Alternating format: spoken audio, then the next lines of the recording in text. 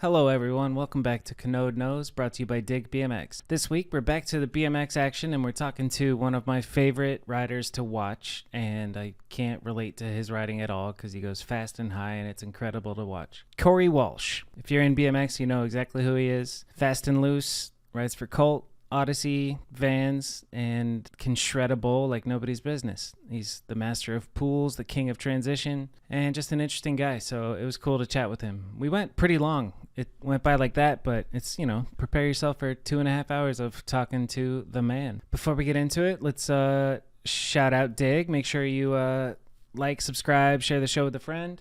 If you're listening on Apple Podcasts or Spotify, leave a 5-star review. That helps the show grow big time, so appreciate those. Thank you guys for all the reviews you've left so far.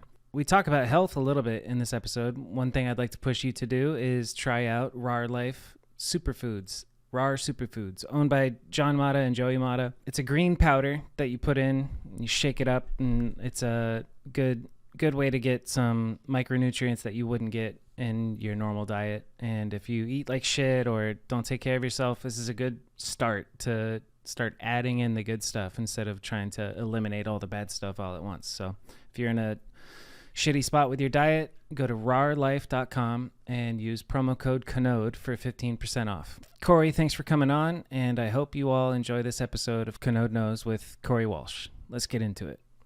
Holy shit. Hi, Corey Walsh. It started? Yeah, it started, dude. What's your middle name? Corey what Walsh? It's Francis. Corey Francis Walsh. CFW. Yeah, it was about to be Bing too, but it wasn't, thankfully. Why was it about to be Bing? It's like my grandfather's nickname, and That's cool. They were about to do Bing. Yeah. So it's like my parents would kind of go by like Corey Bing Walsh, but it never really happened. So I like that. But then they came out with whatever that search engine is. You just be Bing. You know what I'm talking about? Right. There's like Google, Bing, and all that shit. I was just looking at this article about AI right now, and Chat GPT-4 is out, and there was like a Twitter thread of like 20 things that it's doing already that are insane, and one of them was a list that I just posted on my story. Somebody asked the AI, what jobs are you going to replace, and number them and list the human characteristics that you can replace, and it's just a list of 20 jobs, and one of them is my job, being social media guy, and I'm like, shit. You're just like, oh no. Yeah, it's happening.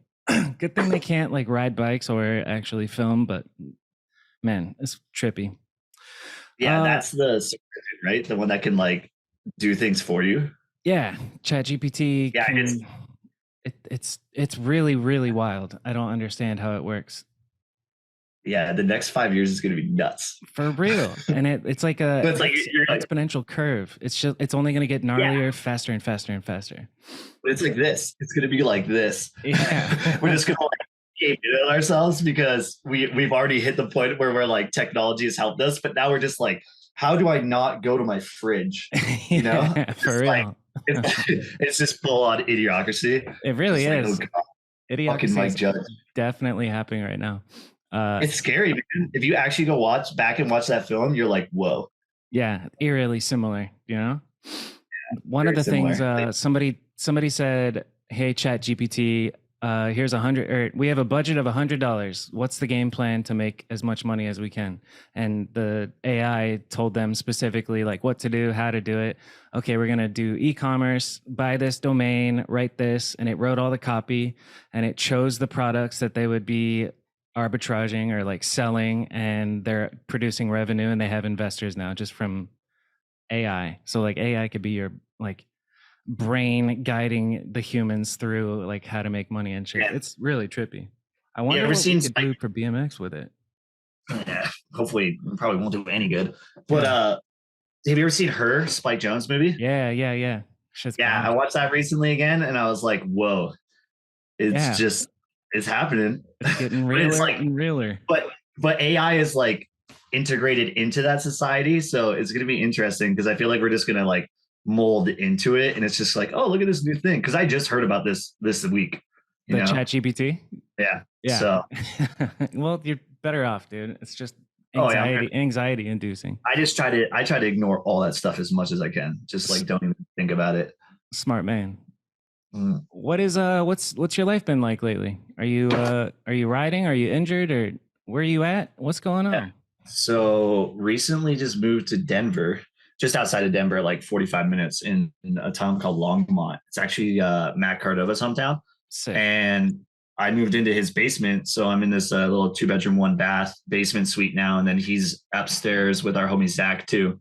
And they have a 2 bedroom. So, and then we literally just like Chris Fox just pulled up today. He's staying here now. And then we got Josh Clemens. He like kind of runs a lot of the show over at Fast and Loose now. Fuck So yeah. we just kind of have a place now. I'm in his office. This is Josh's fucking office. So Yeah, I yeah, love it. that's been pretty crazy lately. It's just like a bunch of like really big life changes all at once. And then I'm hurt right now, so I'm doing a bunch of physio, trying to get healthy again. So What's hurt? yeah, I took a slam at Swamp Fest, and Oof. I destroyed my neck pretty good. So I'm doing physio right now for some whiplash. I got Damn. knocked out pretty bad too. But Why yeah, didn't I see the it? What concussion. happened? What did you We do? kept it under wraps pretty good. You sure I made did, sure yeah. that I made sure that wouldn't like come out. It was pretty gross. And Oof. I just like it was pretty brutal and just like it was a weird situation and I just like didn't want to deal with anyone like seeing it or commenting on it. I was like, just let me get like healthy and I don't know. Like I'm not like here for like your crash porn. You know what I mean? Yeah, So yeah. The attention so we that kept comes it. with it. Yeah, it's just like no one needs to see that. No one needs to like and like comment on like what they went through, like what I went through with that. Because that one was Right. pretty brutal for me. So yeah. What were you doing? If you don't mind me asking. I mean, We were riding the bull in the jam at Swamp Fest and yeah. just freak accident. I just fucking went over the bars. So Oof. Dude, it's so yeah. crazy how that works, like the freak accident. I was listening to your Unclicked and you and Fudger were talking about it was during you guys talking about helmets, but then, Chad Osborne hit his head real bad, not even doing Chad Osborne shit, just doing a sprocket grind to 180. It's always a freak accident. It's always like when you would never expect it is when you get fucked up. I'm Yeah, glad it's pretty crazy. glad you're alive, and it sounds like it's footage that I don't want to see, Yeah, I watched it once and I was like, yep, nope. That was like that was gross because I had no Damn. idea what happened. I was just like, I kind of like woke up on the ground. I was like, apparently I was like that hurt, but I don't know. I kind of like I got bits and pieces of it. It's actually one of my first head hits where like I can't remember things. So That's wild, man. Well, yeah, but trying shit. to think. Glad you're okay. What kind of physio Yeah, do they have you doing? I do a bunch of whiplash stuff. But there's a bunch of things you can do. Basically, it's just like treating on my neck, and then I'm just doing a bunch of exercises trying to get my neck stronger. And I got pretty good range of movement, like motion back. So just try to work on that, and then get on the bike as much as I can. Yeah, how Just bad like been was on the the. range of motion like right after it happened? I guess Swampfest It was wasn't that brutal. long ago, right? It was like a month or so I was ago. like a month now. Yeah. Well, last Friday, I don't know when this is going to come out, but last Friday was a month. So it's been a month since like Swampfest. So this Friday coming up will be 5 weeks. Were you just like legit you couldn't move your head at all type thing? Were you I in a couldn't. neck brace at all?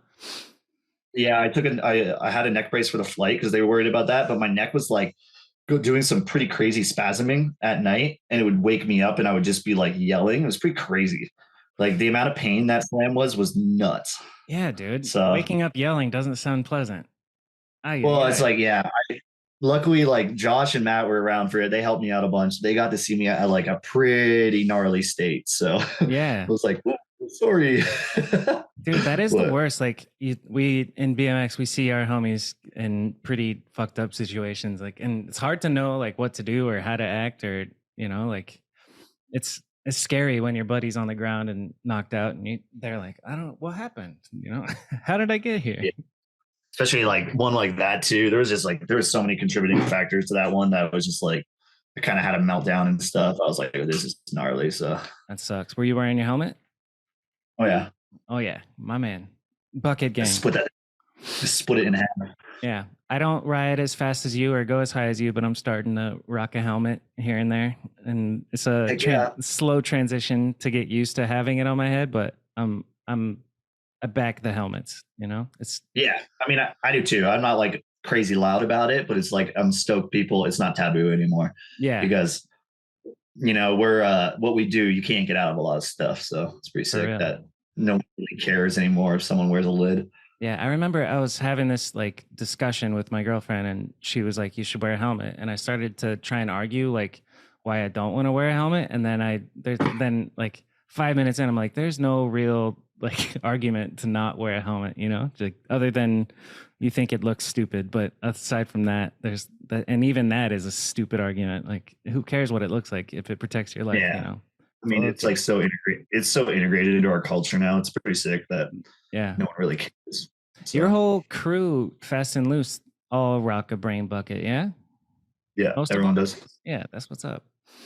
Yeah. Uh, so why Denver? How'd you end up there? We just basically this place became available and Matt kind of told me about it. And I've been real burnt out on California for the last couple of years. So I just needed to like kind of come up with a plan. I was in my van too. And I had been in my van for like 5 months. And I was like, we're kind of just like, we're working on a bunch of stuff right now that it involves being very creative. And I needed a space. So this kind of popped up and I was like, all right, there's mountains here. Denver's always been awesome. Like when we come, we can kind of escape. And then we all have vans so we can get in the mountains in the summer, which is pretty sweet. It's So pretty sick. similar to Vancouver. Yeah. So we were like, kind of just said, fuck it and just like move shit. And Fuck I mean, yeah. like rent is like 1/3 the price of San Diego. Yes, of And then course. gas, like, I filled my van up for like $59 today. Woo. I was like, this is nuts. What's it cost to Yeah. fill it up So in Cali? And what made you 109, burnt out on Cali? 110, I 110 think. bucks. Like when it was Yeah. real expensive. Yeah. Yeah. And then I don't know. I think I've always struggled with California. Just being from like Canada and stuff, but it's just like it was a little too fast for me. I still love it, but I just wanted to kind of get away for a second. I'm like kind of born in seasons and I really like enjoy change and stuff. And there's a pretty constant like direction California feels like. And then I don't know. I just like once I just had to get out to try to be a little bit happier. And then, yeah. Fuck yeah. Is it working? Are you happier besides being injured? Yeah. I mean, yeah, it's pretty sick. This place is pretty awesome. There's a lot of connections here and there's a lot of just, I can actually like zone in and work on myself, which is pretty sweet. I haven't been able to do that in a long time. So Fuck it's pretty yeah. awesome. Just I see you trying to drinking that grow. kombucha. What are you working on yourself? Huh? I said you said work on yourself. I see you're drinking healthy Oh, probiotics. So what no, do you I mean, mean by working on yourself? like I've been hitting the gym extra hard. I've been just like kind of working on my mental health, like trying to get that really reined in because it kind of got out of hand for a while. So Fuck just yeah. trying to like have a little bit more. I don't like the word structure, but it is kind of nice right now for this like point in Yes. time. So it's just like we did 10 months straight on the road last year. That's a lot. And yeah, it kind of got to me. And I was just like, I kind of pulled back for a second. And I was like, all right, let's just get a spot. We can work on some stuff. And yeah, so Yeah, it's nice to have home base and structure every once in a while, and then throw a 10-month road trip. I just did 8 days, and it felt like forever, and I can't even imagine 10 months on the road. But it was pretty crazy. It's wild how when you're on the road though, like the amount of time that's going by right now, just working on stuff, it's insane. It feels like it's like this, but then when you're on the road, it lasts forever because you're like yeah, constantly getting like things. But yeah, it's pretty crazy. It's like it's like the question of balance. You need to have proper balance, right? yeah. So I'm just like trying to work on being able to have a little bit more balance in my life instead of just like manically being like running away. Like I'm going. Total chaos. I'm going to Kentucky, and we're riding a bull or a pool. Yeah. Yeah. So what does this structure look like, and what are you doing in the gym? I'm curious because that's something that I recently got into, like last year, started working out, and everything feels better because of it. I think a big part of mental health is physical health, so that's a good move. What do you do? Do you have like a program you're following or anything? Yeah, kind of like I have stuff from like the old race days, but like I just pretty much maintain in the gym. I just try to keep like a level of like I'm not trying to get super strong or anything, but I just like do shoulders, I do core stuff, I do leg stuff, and then yeah, I kind of do a mix of everything just to try to like feel solid. I Yeah. don't know if that makes sense, but No, for sure. because I don't want to like I don't want to push it too far, and like I'm not there to like get like extra strong, you know. Yeah, So dude. I'm not a big fan of the like big weights, low rep type workouts. I think like if you work out with a low weight and do it long enough to where it starts feeling like a really heavy weight, you're doing something good, and that feels the best. Are you doing it alone, or do you have anybody like training with you, or like a coach or anything?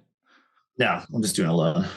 That takes some But discipline, dude, and to force uh, yourself to go and do the I'm shit. pretty shit. I'm pretty shit at it, but I'm also at the point now. I'm at the point now with my body, and I'm at the point with riding now where if I don't do it, I can't be where I was. Like I can't do what I want to do. Yeah, dude. It's just work. Yeah, so it's like I have to like actually be on a schedule, or else I'm going to be on a trip and I'm going to like hate myself, you know. Yeah, for So real. yeah, What what the fuck? I was about to ask. Oh, how old are you? Are you and you're reaching that point of like, oh, I got to take care of my I'm body. 28, but Yeah, that's about the age, dude, huh? yeah, but I've gone through 3 years of consistent injuries right now. Damn. It just kind of like doesn't stop. Right. So Well, yeah, actually, I don't even know if it's pushing through it. consistent injuries. It's just this is what you do. It's kind of just like a part of it now. It's pretty crazy because it's like when you get this much time to work on video projects, like it's just I think it causes more just danger, you know. Yeah, So it just allows you to put yourself in more situations. So yeah, the stronger I am, the more I can handle it. So just really trying to work on that. for real. Like one thing I think that I'm jealous of Simone, because he grew up and he was in gymnastics, and I was like, Oh damn. yeah, Yeah, like that kinetic intelligence of being like knowing how to move your body and shit. Two things. If I could go back in time and like talk to my parents, I'd be like, put me into BMX racing and then also put me in gymnastics. Because the racing background when you're young, learning that shit, like I know you did, is there's there's a clear difference in how people ride and like bike control and all that shit. And your shit is yeah. dude, the way you ride is the type of shit that I would show somebody who, doesn't know anything about BMX, because the shit you do is the coolest shit. You're going fast as fuck, you're going high. It's so dope.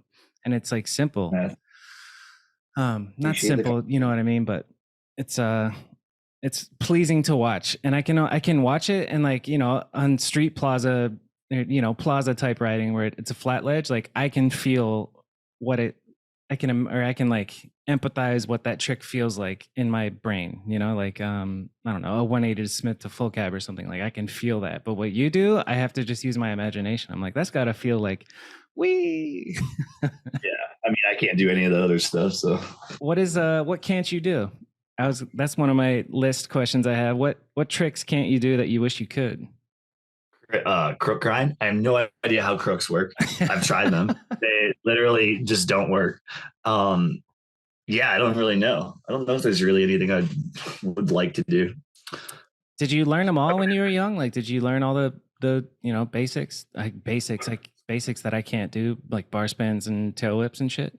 Yeah. I mean, like, I think everyone kind of goes through those phases. Like, I had my woodward phase, you know, Yeah. just like I got there as a kid, thankfully, and like, yeah. So everyone, like, I was trying double whips there, you know, tail whips, but I Sick. don't know. You just kind of grow out of it. You like grow. I grew into my like. I felt like a little bit of my own. So Yeah, you did. uh, You definitely became like. There's nobody that rides like Corey Walsh. It's I don't know, something about the that's double weird. double pump, the stees in the air, the like absolute control that you have. It's unbelievable. I was just So rewatching Pull Back or Die, and I was like, Jesus Christ, the shit you're doing on loops is insane. Just in the middle of your part, you did a tire slide on the upside down part of a loop, and I was like, word, is that what that's called, or a scrub? What is that trick called when your first song ends? I have no idea. Just I'm gonna rub I my just tire against this thing. kid. Yeah, I don't know. Just trying to be Ruben forever. Yep. So on that note, speaking of Ruben, who were like your first influences when you were young? Who were the writers that you looked up to? And let me I'm guess. gonna I go would ahead. guess Mike I'm Aiken, gonna go ahead and Ruben, say you already know. Mike Yeah. Aiken, and Ruben, and who's the one that wrote for T1? That was um, super smooth and aired out, and his name Joe? Joe? Not Joe. That one's too obvious. But he rode for Who's the one T1. that wrote- Not Joe There's a Rich. bunch. Garrett Burns is Oh yeah, I think the one I was thinking of. Anybody yeah. else? Who else you got? Chase. I mean, like Chase too. Oh Like I yeah, looked up to Chase super heavily. yeah. There's a lot of people. I mean, like Ruben and Chase and Aiken, and those are like my people. Like that was like like we all were. Yeah. So When you were so like getting out of racing, how old were you when you? Because I listened. You were talking about the transition from racing to freestyle. If you guys want to learn, go to Unclicked. But like, how old were you when you switched from being a racer to doing it freestyle? 20. 20. No I shit. So retired when I was yeah, 20. you had a But long racing career because you started when you were like 4 or 5, right? yeah. That's But wild. yeah, it's pretty crazy. It's like a past life. Especially now, like being like 10, almost like 8 years out of it. Like I don't even think about that life anymore. It's pretty weird. What was that life But like, briefly? I don't know. The more I reflect on it now, and the more I'm like kind of just have a little bit different perspective. I was kind of just like going a lot through the motions, like as you do as a kid, you don't really know what's going on, and then you start to like kind of think for yourself, right? So it's like I don't know, it was just something that like I did, and it was awesome. It was amazing, and it brought me to here. But you weren't So like yeah, and just like consciously living. You were just like, going through the motions. I mean, kind of like, 'cause I feel like the age like past 20 or like, your adolescence, you just start to like kind of figure out what you want to do. Yeah. So I think that was, I don't know. I think I was just like, that was the life I was living. And then I finally saw an out and I was like, oh, look at this world. It's Nice. fun. What was your Yeah. out? So the reason I talked about like how old you were when you switched, because I was thinking like doing the math from being 4 years old to now is 20. You've been riding for 24 years. So like, but I'm trying to think No, when. 23. I think I was five Okay. or six. We'll take 23 years. So that means like when you made the switch to freestyle, it was like 2000. And I'm trying to think of who was big then, and where 2000. were you? Right, 23 years ago was the year 2000. No, Yeah, that's when I that's when started. that's when you would have been 5. Yeah. Okay, I'm an idiot. Yeah. I was like, no, I think it's like I would have been 18 in 2012, so Okay, 2014. yeah. Who Yeah, was I was like 22. I was like 2000. I How was old do like, you I'm think I pretty sure. am, Bob? Damn. Who was like the first person that you got to see in person that you were bugging out on, like your first? Holy shit, that's them. And where was it? Uh, I think we all have embarrassing that enough. moment. Embarrassing enough. It was Ruben. I Fuck remember yeah. being in Spain, and I was with. I had known Sergio. I was still tripping that we were hanging out with Sergio. But then I remember Ruben like walked into the bar and like a couple people were playing pool and shit. And I was just like, that was like I was just like, whoa. Whoa, So that's him. Yeah. yeah, which is pretty sick because it's like I love the innocence of like when you're younger with that. Yeah, me It's too, like man. it's pretty cool. It was like you get to like that's what's sick about our culture and our community. You get to meet your like superheroes, which is pretty crazy. For So real. And then I think I don't know, at some point you realize we're all just humans, but there's some like real special ones, like Ruben, for oh example. yeah. That Yeah, was, for sure. And but then you also learn you're like the more time you spend with them, you're like, oh yeah, you're just a human. yeah, It's like kind of a cool lesson in life because you can portray that to anything. for real. Like even if society thinks that someone's like a higher standard than someone else, the reality is that they're the exact same. Exactly. And Yeah. it's just like it was a cool perspective that BMX taught you, like teaches you. It's pretty sick. 100%. It applies. Like I'm in this real estate industry now, and like there's people that new investors look up to, like, oh my God, basically like that's Van Homan type shit. And it's like, no, that's just Pace. That's just Jamil. They're just everybody's people. It does apply to every single aspect of life, which is cool. Because then it teaches you Yeah. a little bit how to act when you're with somebody like that, like you don't have to like kiss their feet. You just treat them like a normal person with respect and shit. Yeah. I mean, like there's 8 billion people on this planet now. So it's like, Yeah. it's pretty crazy. Have we hit 8 bill? Are we? I'm pretty sure someone checked me the other day. Yeah, 8 Maybe billion. check your AI thing. Let's ask Chat GPT. How many people are there? Chat GPT is like, there's too many. We must destroy population of Earth right now. Oh, we're ChatGPT close. sounds like What are we at? 7.88 billion. 7 point, but that's I think 2021. So I think we're about to. I think we've hit 8. yeah, how many people are on Earth in 2023? Oh, we're so close to 8 billion. 7.94 billion right now. So we're getting there, dude. That's wild. Isn't there like a statistic? There's a statistic too that we're going to drop in population also. Yeah. I'm sure that's like a thing. Somebody was talking about you can use the metrics of like how many diapers are being sold, baby diapers versus adult diapers. And right now, this in the first time in history, adult diapers are being sold more than baby diapers. So it's like we're gonna have a generation where it's all old people and then not that many young people coming up, which is interesting. Like thinking about because you always hear like, oh, we got an overpopulation problem, blah blah blah, but we might have the opposite of like a population collapse coming pretty soon, which is kind of trippy to think about. Yeah, shouts data mining. We just know everything now. Yeah.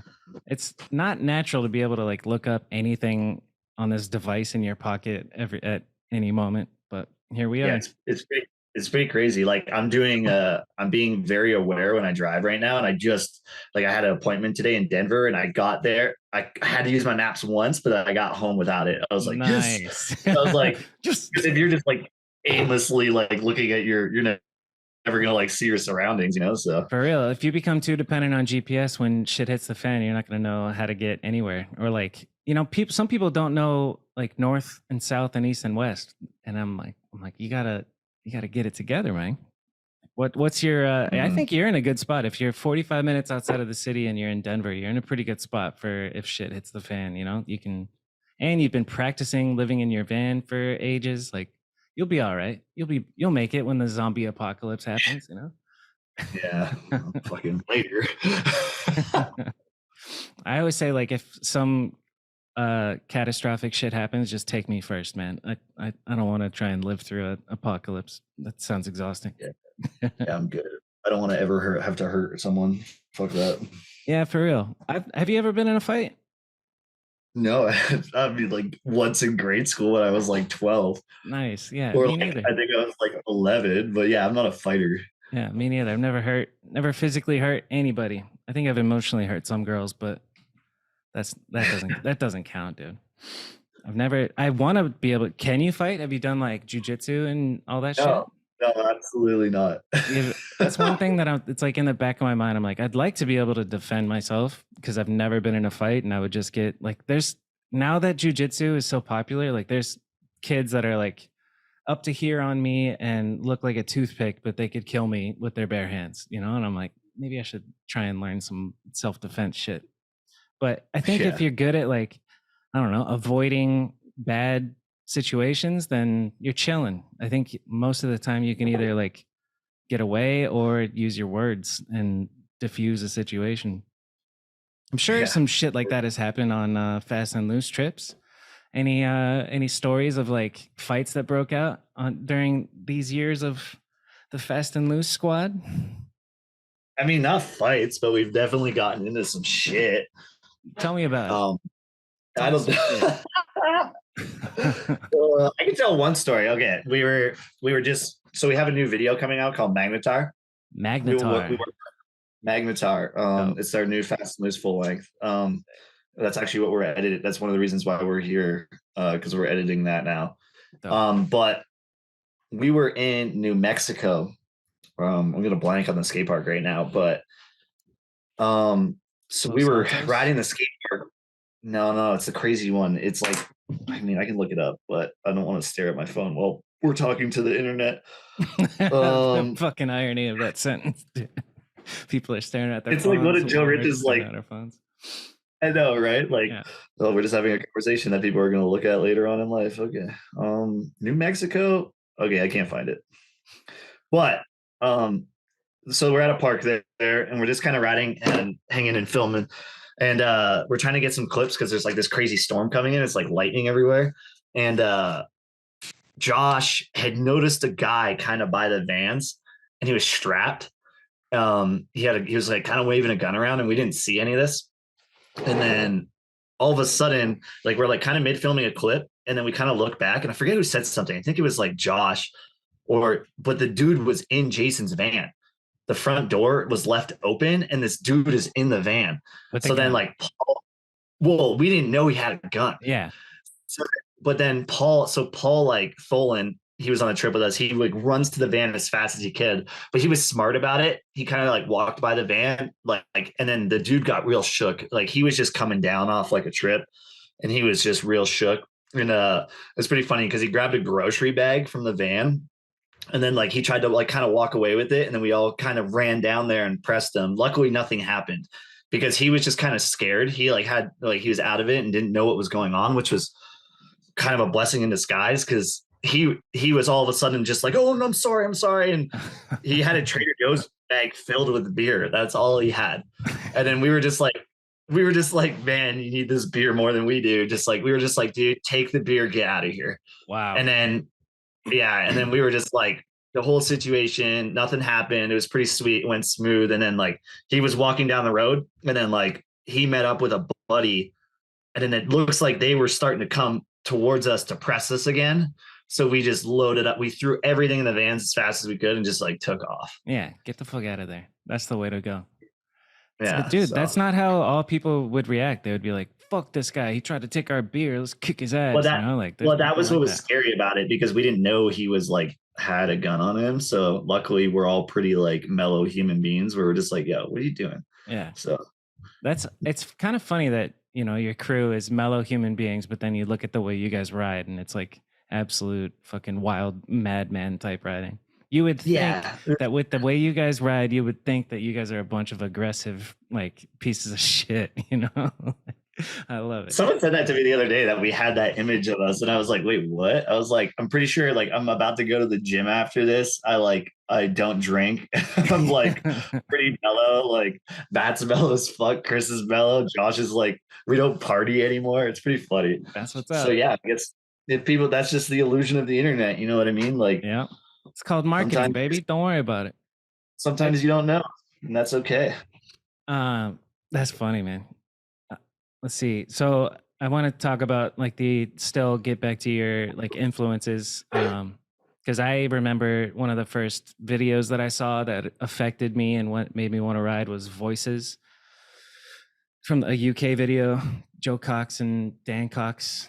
And that came out, I don't know, 2005 or 2006 or something. But what video was imprinted in your brain and like inspired you to ride the most in your impressionable years? I guess 8 years ago, or maybe before when you were racing. What freestyle video did you see that you were like, fuck, I want to do that?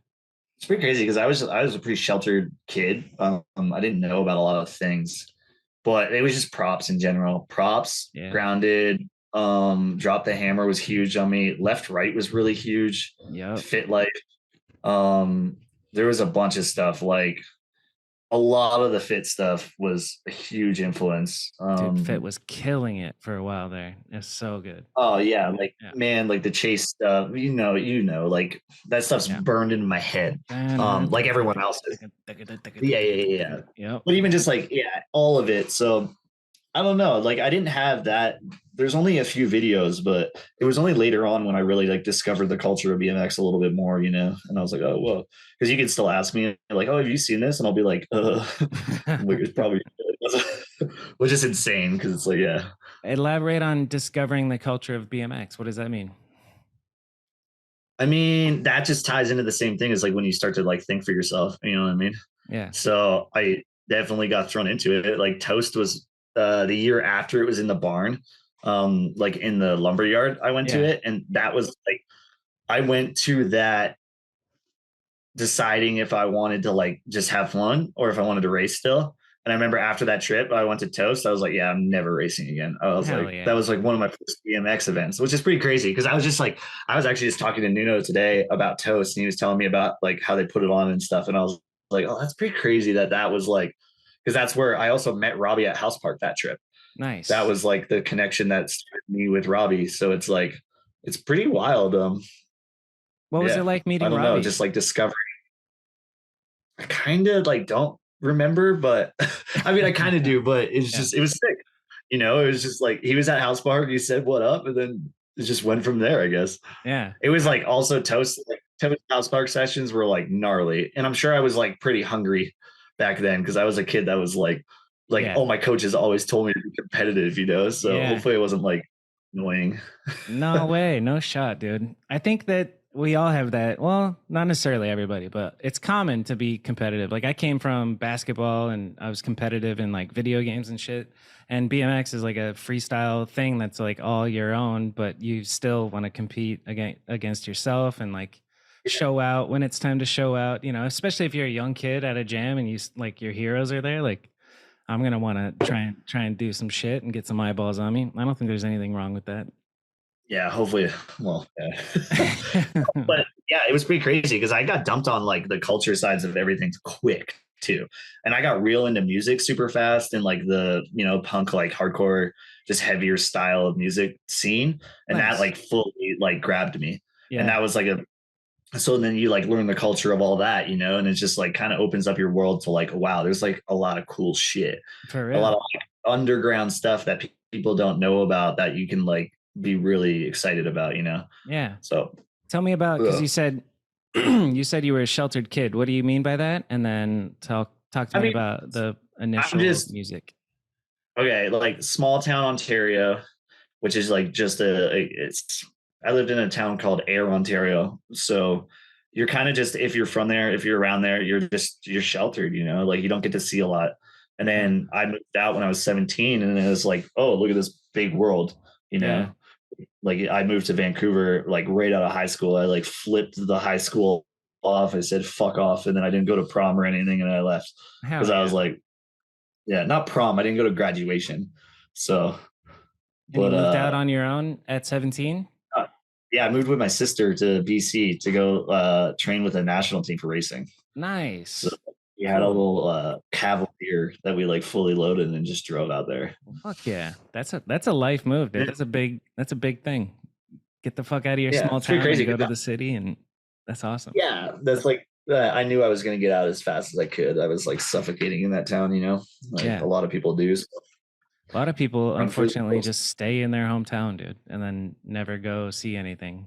Like it's sad sometimes thinking about all the people out there that just like kind of, I don't know whether or not they don't have to drive or just they feel stuck and they just go to their 9 to 5 and just come home, drink beer, watch football, and carry on until they're 40 and they realize, oh shit, I didn't do anything. Like it's kind of crazy to think about. Or maybe they're just content and happy their whole lives, and that's their perspective they live with.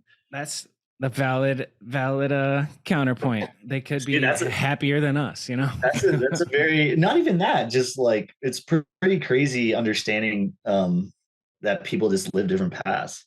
Because I've always thought that, but then at the same time, it's just like, I don't know, you get stuck in like sometimes that's just what you do, like what we do is nuts. If you go talk to like normal society about what we do, like, you know what I mean? Like talk to your doctor at the hospital, like the last time I named off all my injury list, I was like, so. Yeah. Do you have any previous injuries? And they're like, where do I start? Where do I? Yeah, I think I was all fucked up. And I was like, you got two. Like, I was like, I'm going to fill that up. Hell yeah.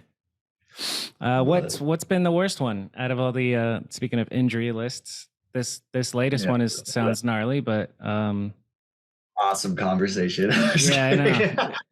No, I mean, like, I am curious. That blasted my face. That was a bad one. That was like my facial reconstructive surgery. My spleen one was pretty bad. I had like a hematoma growing on it, and if it popped, it would have bled out. So that was pretty wild. I almost lost my kidney when I was like 18. Damn. I don't know. Yeah. That's so buck. As part of the game though, like we talk about BMX and inevitably pain comes into the equation. Like there's no shot you're going to get good at this sport without getting hurt, it's part of the game. I mean, it's pretty crazy. Yeah. The way we're trained to like handle stuff, and then how in a moment you could be like one way too. It's like, it's pretty crazy. Like the last crash I just had was like some crazy amount of pain. I get like these migraine things too, and I got migraine during all of it. So it's just like layers and layers. So yeah. I remember like, in that moment, but it's crazy though, because now I'm out of it. I'm like, oh, when can I ride again? I'm like doing everything possible. Right back to it. It's interesting. So It is. My buddy Yeah. Nick Bonnell here, he just re-injured his knee for the fourth time. Like he's had, I think, a couple of surgeries on his ACL, his MCL, and he's gone out for a year. And then the doctors are all like, "You can't ride," and then he's just like, "Fuck you," and he's gonna get back on the bike, and you can't stop him. It's wild. If you really want to do something, you're gonna do it, regardless of Yeah. what the doctor says or how bad you get hurt. You can always bounce back.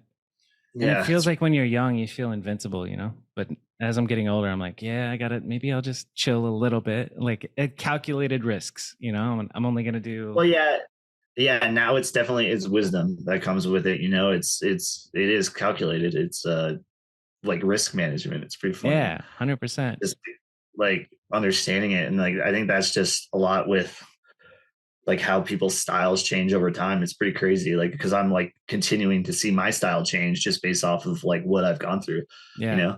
and that's something that you don't understand with like when you're a young kid and you see people like kind of change things, you don't really understand why. And I was super ignorant to it, and then the more wisdom and the older you get, you realize that you're doing this because of like, it's the only way to be able to maintain something like this. Yeah. And then if you're confused on like, and then if it's like confusing on like what I'm saying, like for example, like the one I always like love to use is Ruben, because Ruben had a bunch of different cycles of his style. Yeah. Like how long are you going to be able to jump off of like the wall rides he was doing? Right. You know what I mean? And then he transformed his style into like the carving and bowl, like into a different way to like present it somewhere. Yeah. So yeah, it's pretty. I don't know where I started with that, but no, it's just like people's style changing to like create longevity almost. Like Sergio Leos, the fact that he's still out there shredding and the way he rides is just like transition, and it's just not too taxing on your body unless you eat shit, obviously. But I love watching Sergio ride. Like watching him, I think he was at the latest Battle of Hastings, and that was a treat. Were you there too? Yeah, I was there. Yeah. I'm sorry for forgetting. Everything's a blur. No, you're good. That one was an interesting contest for me. So yeah, it was pretty fun. Speaking of contests, I mean, I'm sure you've been to your fair share of them. What do you think is the best contest in BMX? What's the most important one for the BMX culture? I don't know. I mean, like Pro Cups were nuts. We had no idea what we had. It was so crazy. Tell me about Pro Cups. I never was like too in tune with it. It's Vans Bowls, right? Yeah, this is Vans would put on a contest series around the real world. There was like 4 stops, and then we basically get to travel around these stops and go to them. And then it was like a contest format, obviously, and they gave out money, and yeah, it was pretty wild. That's pretty fire. Yeah, but you like definitely don't understand what you have until it's like it's gone now a little bit. So definitely, you don't know you're in the good old days until they're gone. Yeah, just funny because we're living in the good old days right now, which is even crazier. Mm-hmm. Yeah, it's pretty wild. But yeah, that contest series like meant a lot for me because that was like that was my how I don't even like saying the word career, but sure, like that's how I was able to like be able to ride my bike more was like through those contests because they like allowed me to meet people, meet my friends, travel the world, do like crazy stuff. Yeah, it's pretty cool. Yeah, super dope. And I think when you're at the level of like BMX is your career and you're making a living from it, I think contest money is a big factor. Like that's a huge, huge thing. Oh yeah, and then in order to having that go away is having that go away is pretty crazy. Yeah. But how'd that feel? I mean, it's okay. It was just like how to learn to adapt to it and stuff like that. I remember I was talking to like another one of the other like older riders, not that old, but just like during like magazine incentives. Yeah. And how like prominent that was to your like actual being able to survive. Mm-hmm. But like I've never like we have one like once a year, you know what I mean? So that was before our generation. Yeah, it's pretty interesting. So it's kind of the same thing. I don't know. We just learn to adapt to it. Yeah. It'll continue to adapt too I don't know what the future of, making a living as a BMX rider looks like. But I do remember photo incentives because it was just out of my generation. Like I came up and around 2007 or 8 is kind of when print was starting to die, but they were still happening every month. And I would hang out with Drew Hosselton, and he was he was working with Jeff Z a lot and other photographers and explaining the photo incentive and you got to have your sticker showing and all this shit. And I was like, that's fucking cool, man. I never got the chance to have a photo in a magazine, but I got to see secondhand what it was like. But anyway, BMX contest that is most important for BMX. What do you think? I mean, anything that is like core for sure.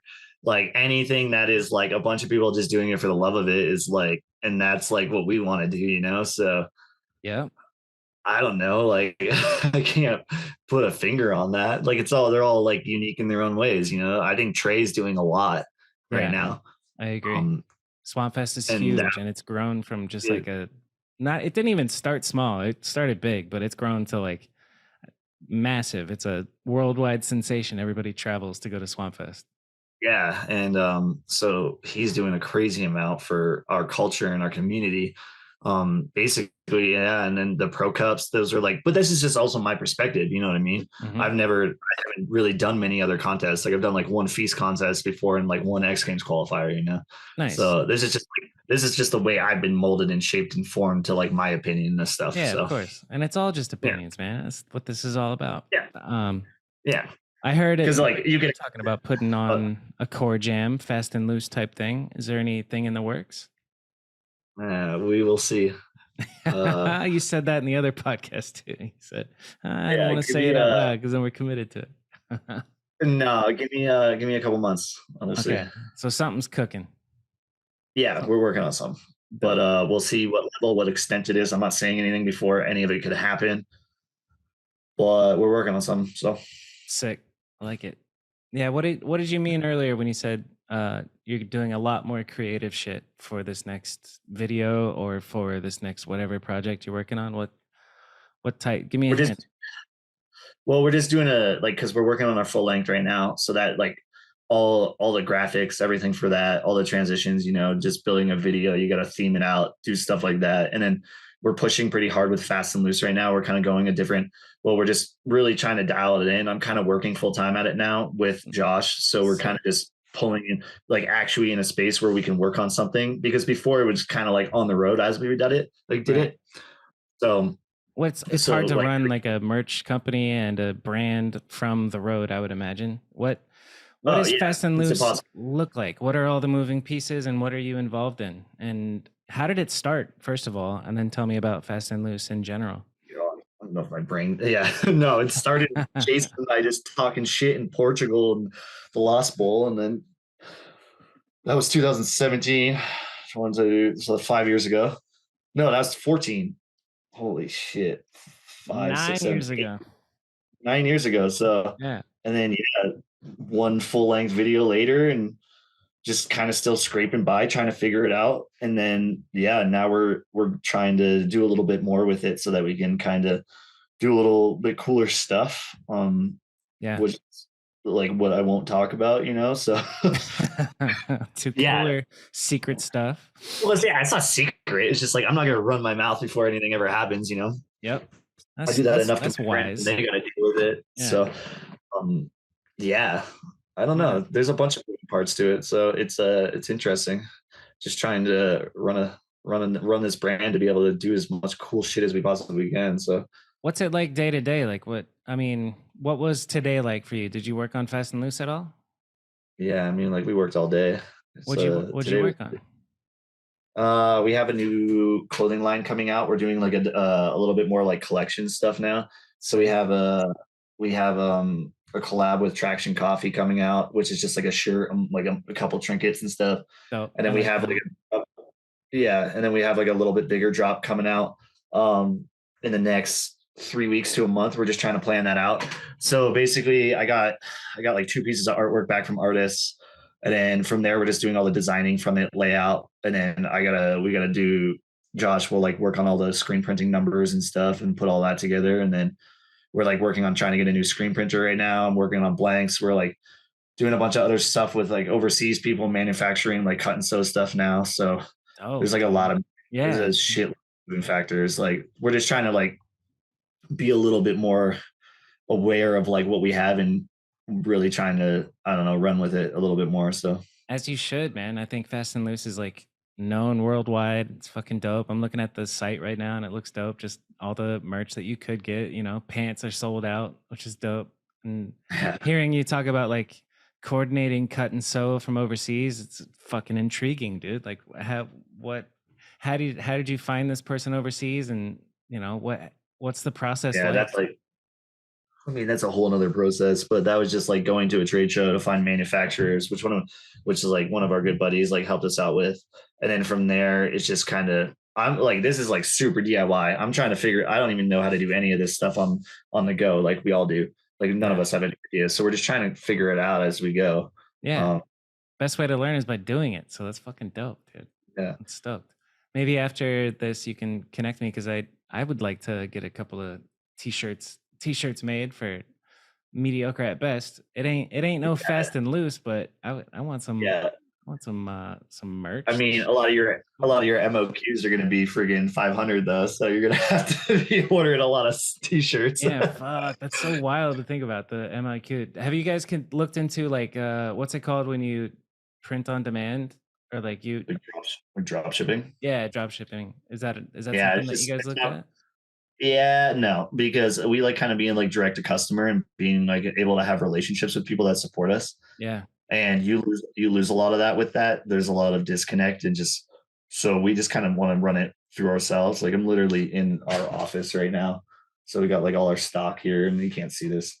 But in Does the the real laptop world, move? Show me. I can't you're on my friggin' I can't even show Okay, you. fuck it. Yeah. You're on like a computer. So. I want to see the stock, dude. Nah, it's secret. This is all secret. Top So secret shit. Yeah, man. yeah. I'm stoked on Fast and Loose. How did the name come about? Jason came up with it through the dudes at Backbone.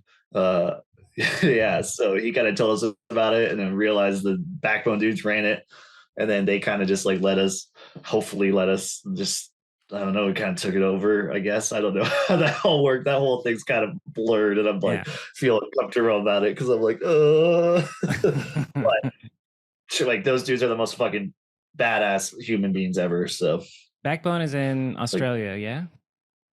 yeah, Dope. like if you ever want to fuck with a shop, fuck with them. They are as core as you get, which Hell is the yeah. sickest. That is the Yeah. sickest. So, Um, yeah. you've been to Australia a couple times at least, I'm sure. Yeah.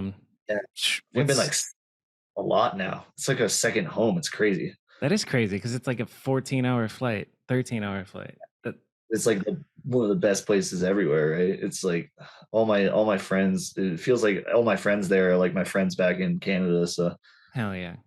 I yeah, that was my first ever trip. I really took it for granted because I had nothing to compare it to, but I got put on GT bikes when I was 18 through like some Vital BMX like sponsor me contest, and I submitted a video and I lost, but they were going through the losers and they were like, this kid's cool, so let's put him on. And then the first ever BMX trip that I got taken on was to Brisbane and Sydney, and I got to stay with Dave Dillaward and see all the crazy parks that are out there and the street spots that are insane and just the culture, and it's fucking awesome, dude.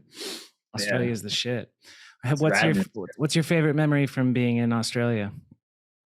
Oh man, there's too many I could even pin in. Like there's so many good times that went down there. I Yeah. can't even like all the act jams, just being with friends there in general. Like we did a cult trip there, me, Jason, Vish, Dan Foley, Ben Piggott. That Yeah. was amazing. Cult Like, Down Under. I remember yeah, a crazy quarter pipe that you had to like mob through grass and then hit that yeah, you we that you rode. That sticks out in my mind. That's the first thing that pops up. Um, yeah. Oh, First memory that pops into mind about Australia. Hit me with it. karaoke in Canberra, blackout singing Deadly Sinners. Fuck yes. There's like a karaoke bar downtown. Oh, like I don't forget. I don't even know the name of it, but they would serve like those crankshaft beers, Yeah. the Ben Spoke ones, and just like the whole top would come off. But they like the karaoke bar. I think it was like kind of university town. Yeah, Canberra is. So it's we were just would go in there and people would be like kind of killing it at karaoke and they would know the BMXers because they'd walk in and you're just like fucking ignorant pieces of shit drinking. Yeah. And that was like back in the day too when I partied. So Yeah, that would be one of my all-time favorite memories. It's pretty That's a fun. good one. And then speaking And it of was one like, of the ones I actually remembered. So stoked. and you actually remember it. Is that what you Yeah. said? So yeah. Yeah, dude, I have some really great memories that I can't remember from my days of traveling with Sabrosa. And every once in a while, like Kyle Hart will say something to me, and I'm like, "Oh yeah, that was fucking fun." But I completely just blacked out of my memory forever. Speaking of places like Australia, you've been all over the world. What place would you say is like the most interesting, or did you like the most culture shock, or something that sticks out? What's a good I place that mean, if you could go to tomorrow you would go back to? South Africa was freaking mind blowing. Why? Um, just I don't know, being able to see the differences of like how people live was pretty cool. There's a very big distance between like economies there, so it was like one of the first time I ever saw homeless children, and Damn. that was like shock too, and it was pretty crazy to see um a lot of kids that are very underprivileged there and don't have anything and how happy they were. It's Yeah. pretty wild. Yeah. Like that is like a big thing with our society that I don't know, like just like that was like one of the trips that taught me a lot. It's just about people, and just the world isn't exactly what you think. Yeah. And happiness doesn't come from, being s- I don't know, successful or having material things. Like the happiest people on earth are some of the, broke people on earth, but they just have like community and singing and all the things that you need to be happy, which is fucking interesting. There's some documentary, I can't think of the name of it, of study of happiness or something, but they found like, poor people who have a good community are way happier than rich people who are kind of isolated in our modern world, just staring at our phones and grinding out emails all day every day. Happiness is an Yeah. interesting subject. Yeah, it's very interesting. It's the would constant battle, right? But would yeah. how's your happiness? Would you say you're happy overall? Yeah, I'm doing good now. For sure. That's a whole nother conversation to get into, but yeah, Yeah. I'm pretty happy. It's a lot of work. I think as we grow as people, um, a lot of things change and a lot of things happen. You become aware of things that you might have to do some work on. But yeah, right now in this moment, I'm definitely happy. But I'm doing a lot of work to be there, which is pretty cool. So Good for you, man. What kind of work? yeah, And let's go into that whole other conversation. I don't know, man. Just a lot of things with just learning about yourself and then like getting like mental health things and then maybe getting professional help and stuff. Like I've reached out and this is like kind of the first time I've been in therapy trying to deal with some pretty serious things. So Nice. yeah, Good I for you. just that yeah, because it's like I look at my head now as the same as my body. Yeah.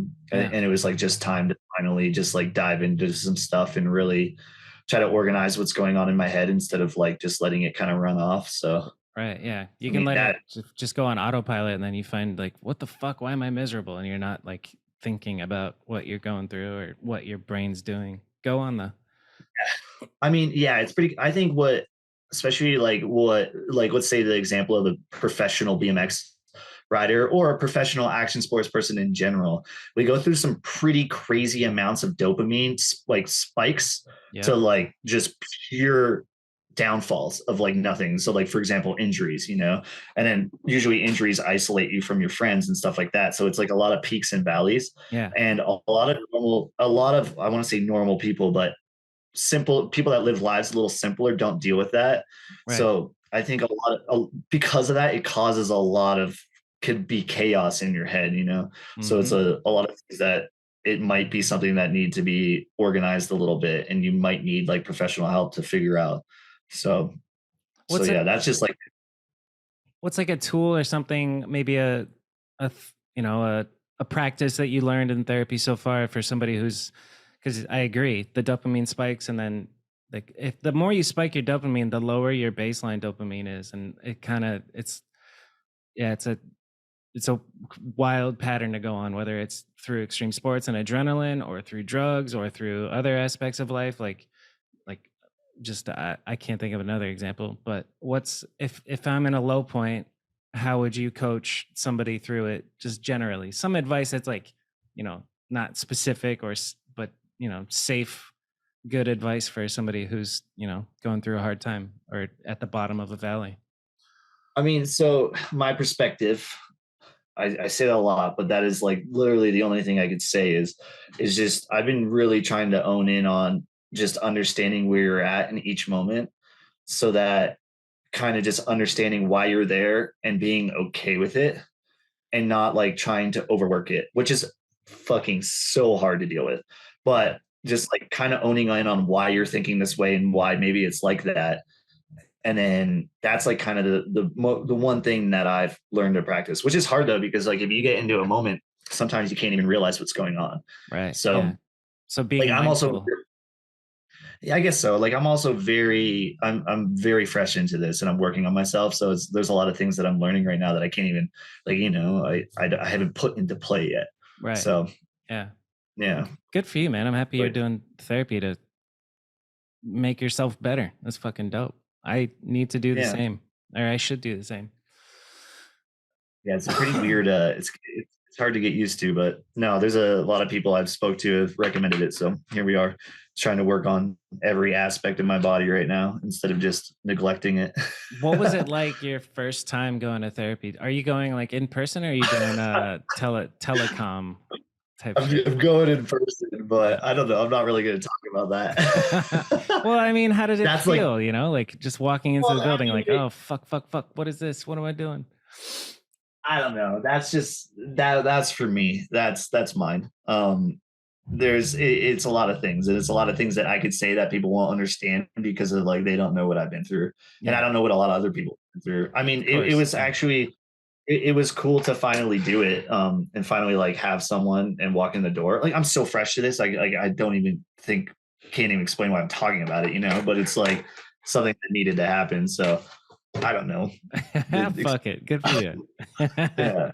I know there's like I keep a lot of things for myself, so that's like one of them, you know what I mean? Yeah. Um Word. I can so respect that. That's cool. yeah. Let's go back to being at House Park and Robbie. I want to know, because have you just been cult since you got sponsored in freestyle? Like I know you had success in racing and you probably had sponsors. I don't know the details of that part of your life, but I'm interested in when you made the switch to, riding freestyle and I guess the sponsor journey. How did cult become a thing, and uh when, and what other things happened like throughout your, walk me through the timeline of Corey Walsh's professional BMX freestyle Um, career.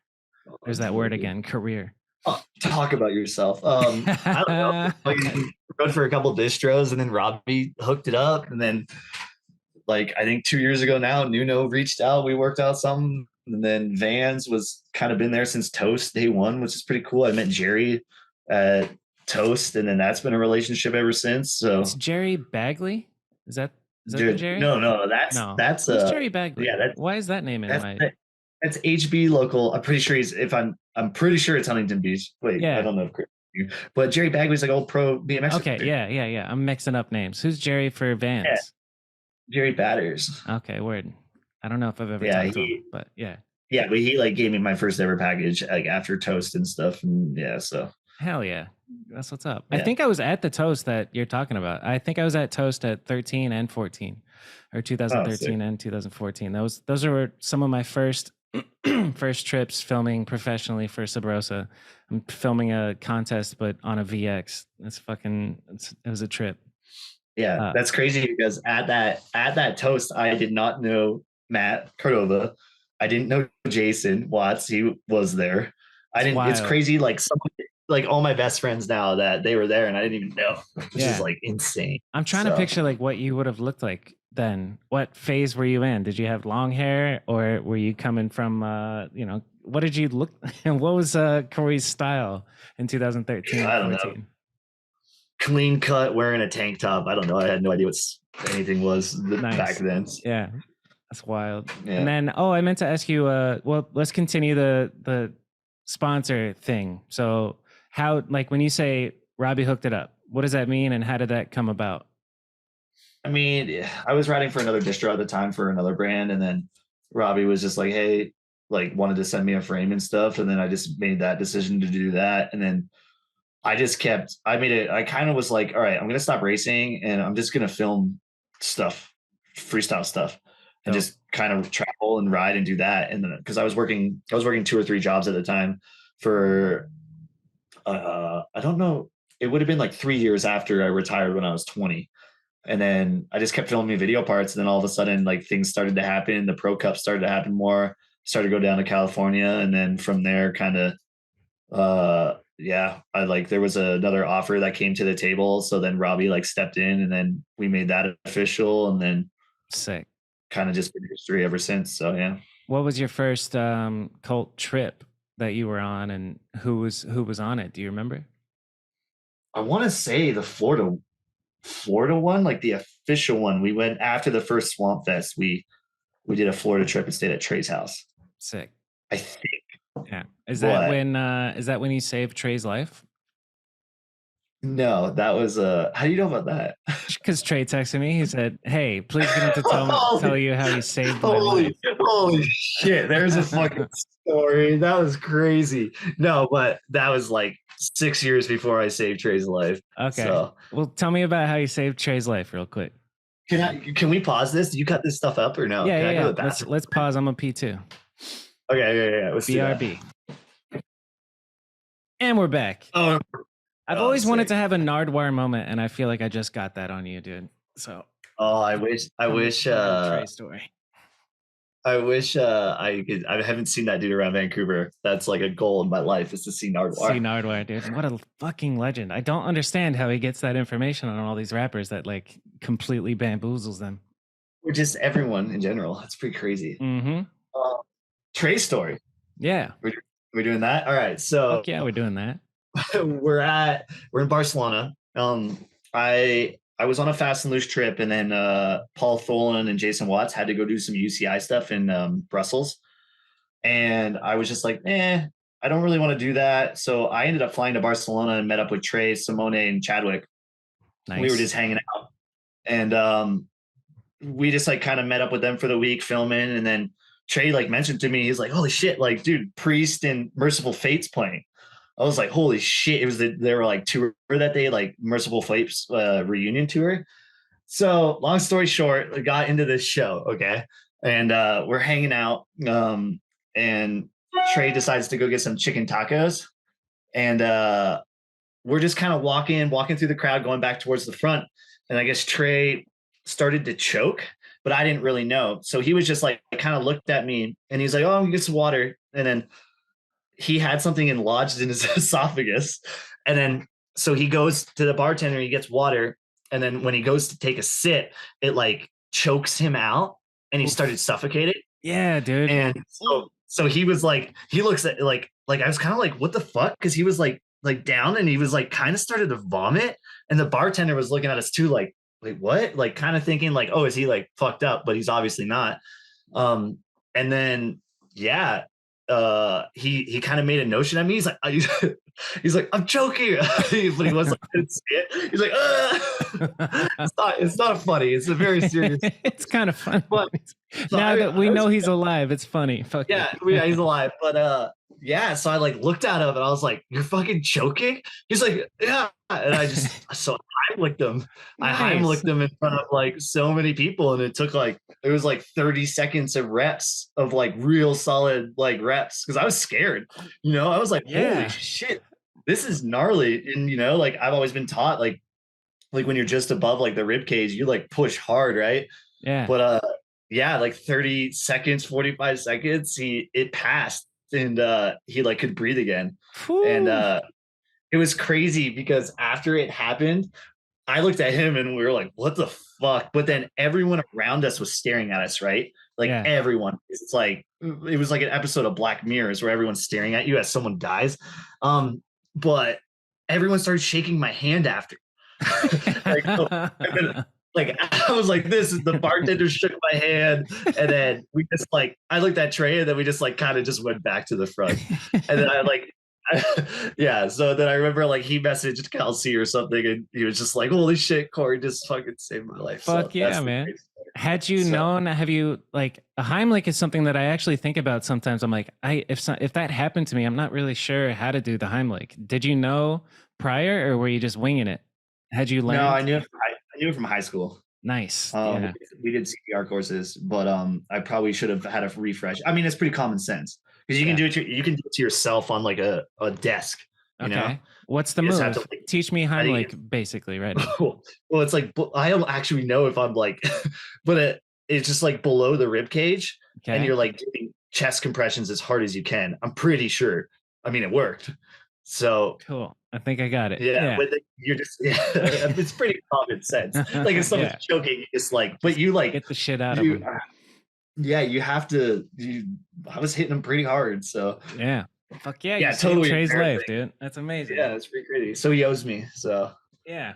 I well, love that. Let's well, since we're on the Trey subject, I'll hit you with his other questions that he sent. all right. Let's see.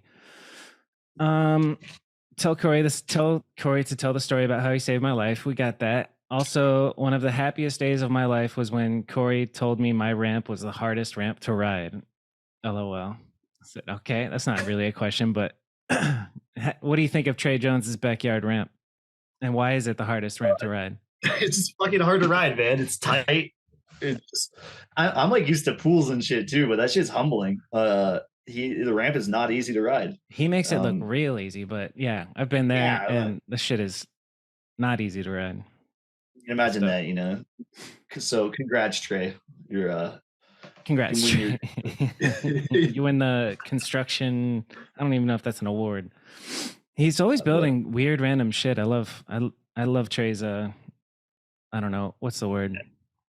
brain. His brain, his life, stoked on Trey Jones existing. Yeah, the dude. And this is also not a question, but it's nice, so I'll read it to you. I just want to say thanks to the entire Fast and Loose crew for coming out to Swamp Fest the past 3 years and building 3 insane bowls. I don't know if people realize how involved they are every year. The year when it rained like hell, they all stepped up so much and seriously helped so much move everything inside.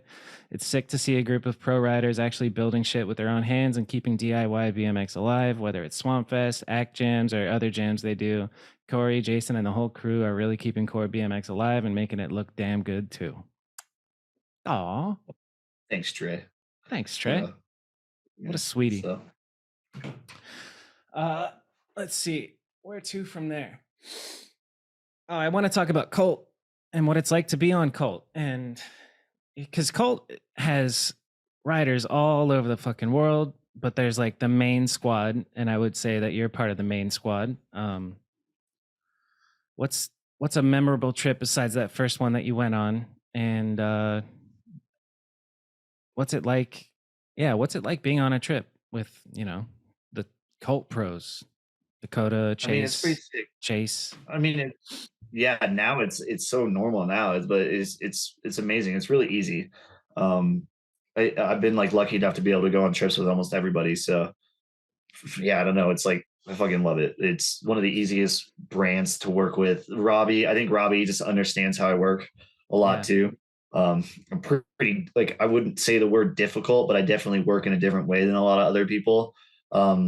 And like Colt allows me to do that, So How so? yeah, What do you mean you work different than other people? I struggle a lot with if there's anything to do with forcing something. I'm not good at it. I want it to be as natural as possible, like as what we're doing, because I never want like my love for riding to be like pushed away from something of having to do it. Yeah. I don't know if that makes sense, but it's hard to explain that to people of like, you can't really say like, I don't, it sounds super, I don't know what the word for it is, like almost prima donna, but like, I want to do stuff when I want to do it, Yeah. and when the how I moment's want right. to do it. Yeah. And then Which makes sense, especially with BMX, is fucking dangerous. So if everything's not lining up, you're not going to force it. And that's respectful. Yeah. And like, I'm like a setup rider where I really enjoy finding things that excite me. And I really enjoy being with my friends and just like having good times. And sometimes the camera doesn't even have to come out for those, Yeah. but like the reality of the day and age we live in with content and having to be able to do it. Like, yeah, I don't know. Just Colt's been very accepting to how we do things, which is awesome. Which is like, I think why it's naturally so successful too, like it flows so well because I think people can see the natural sides of it. But Yeah, yeah, it's been cool. that's It's like, super dope.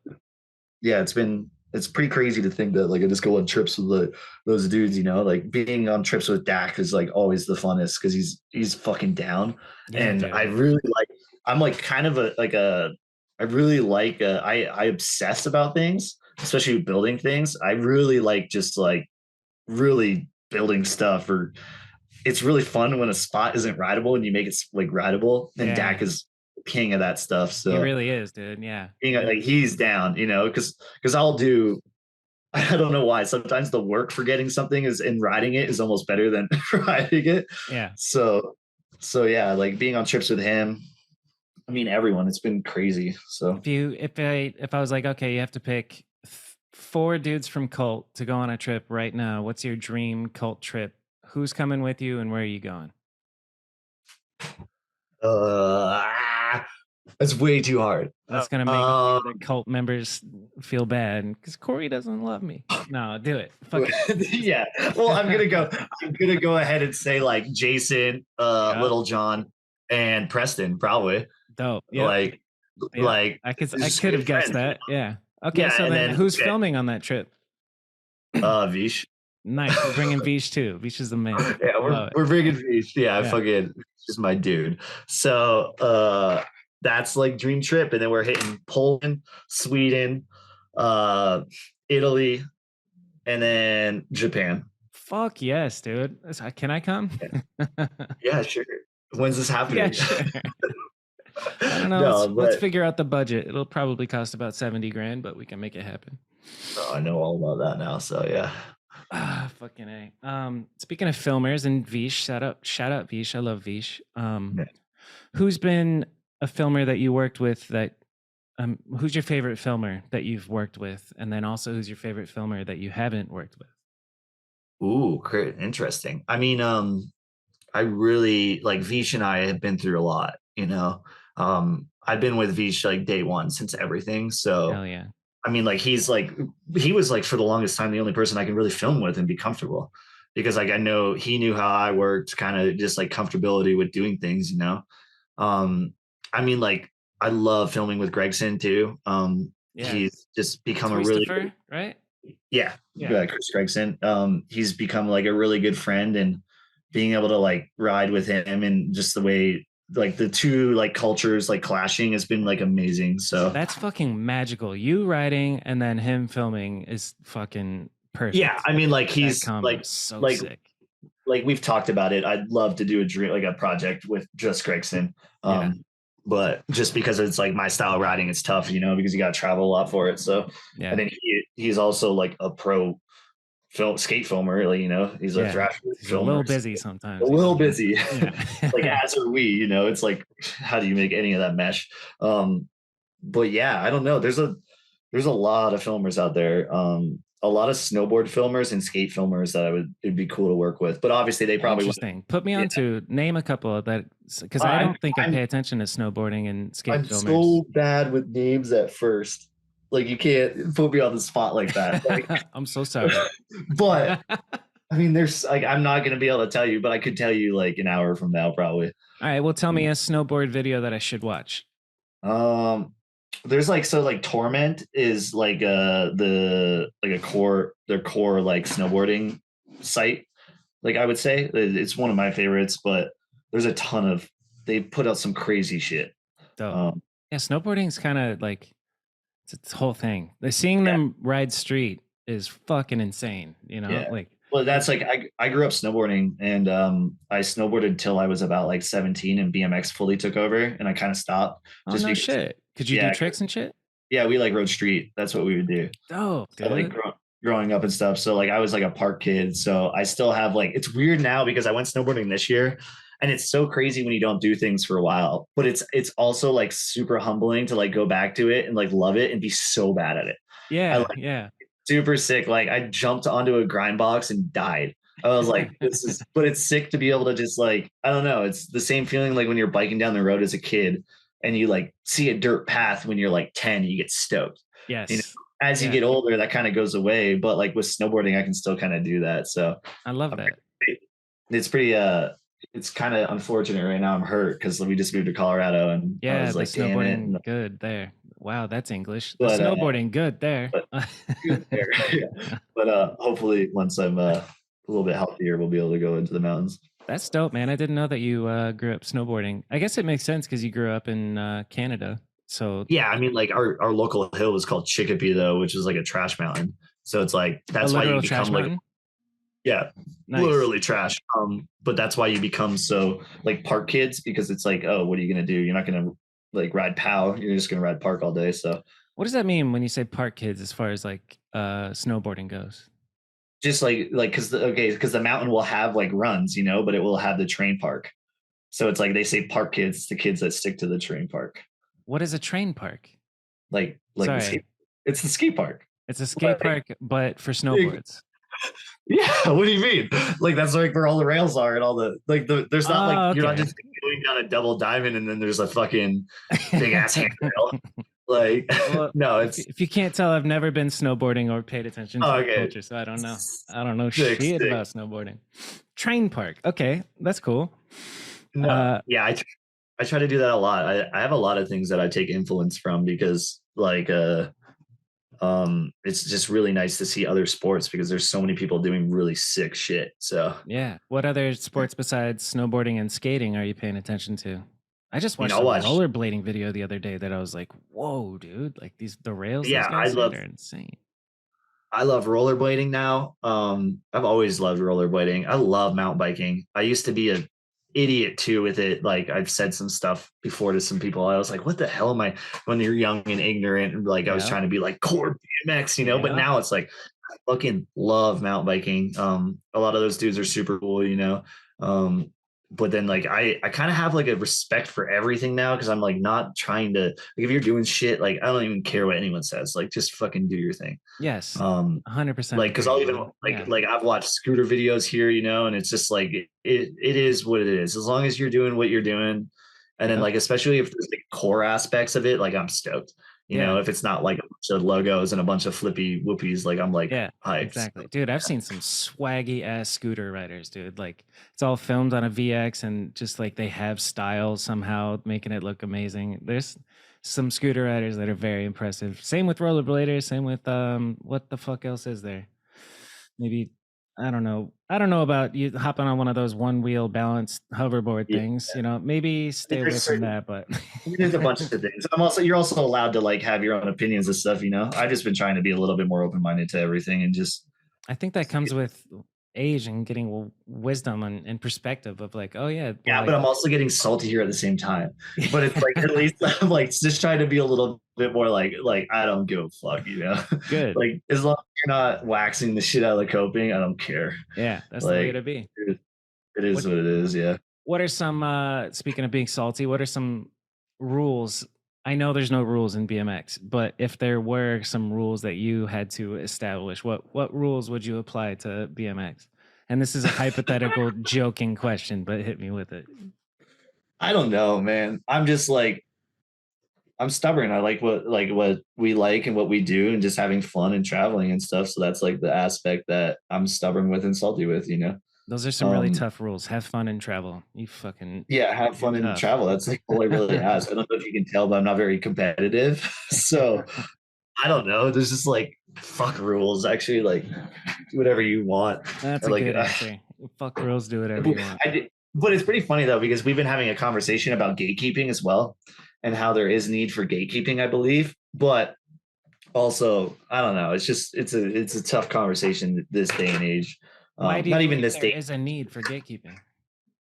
I just to like kind of pull in some certain things that are going on. Okay, I'm not even starting this conversation, but, Damn, I but want to know what's in that head, bro. well, like just like things, certain aspects that are like people doing moves that are like interesting. Yeah. Like I think there's a lot. I think there's a lot of confusion right now, and there's like, and then this just could be my dumbass like not wanting to learn. I don't fucking know, but like sometimes I just like I want to see what we like to put out, and like a lot of it's video part stuff. Like I'm real stubborn with video parts because that is like where my passion is, and that's my love for like what we do. So it's like I that like I really believe like the BMX needs to like really own that part of it, which I think it does, but because that's what I want to see more of, you know what I mean? Video Like parts.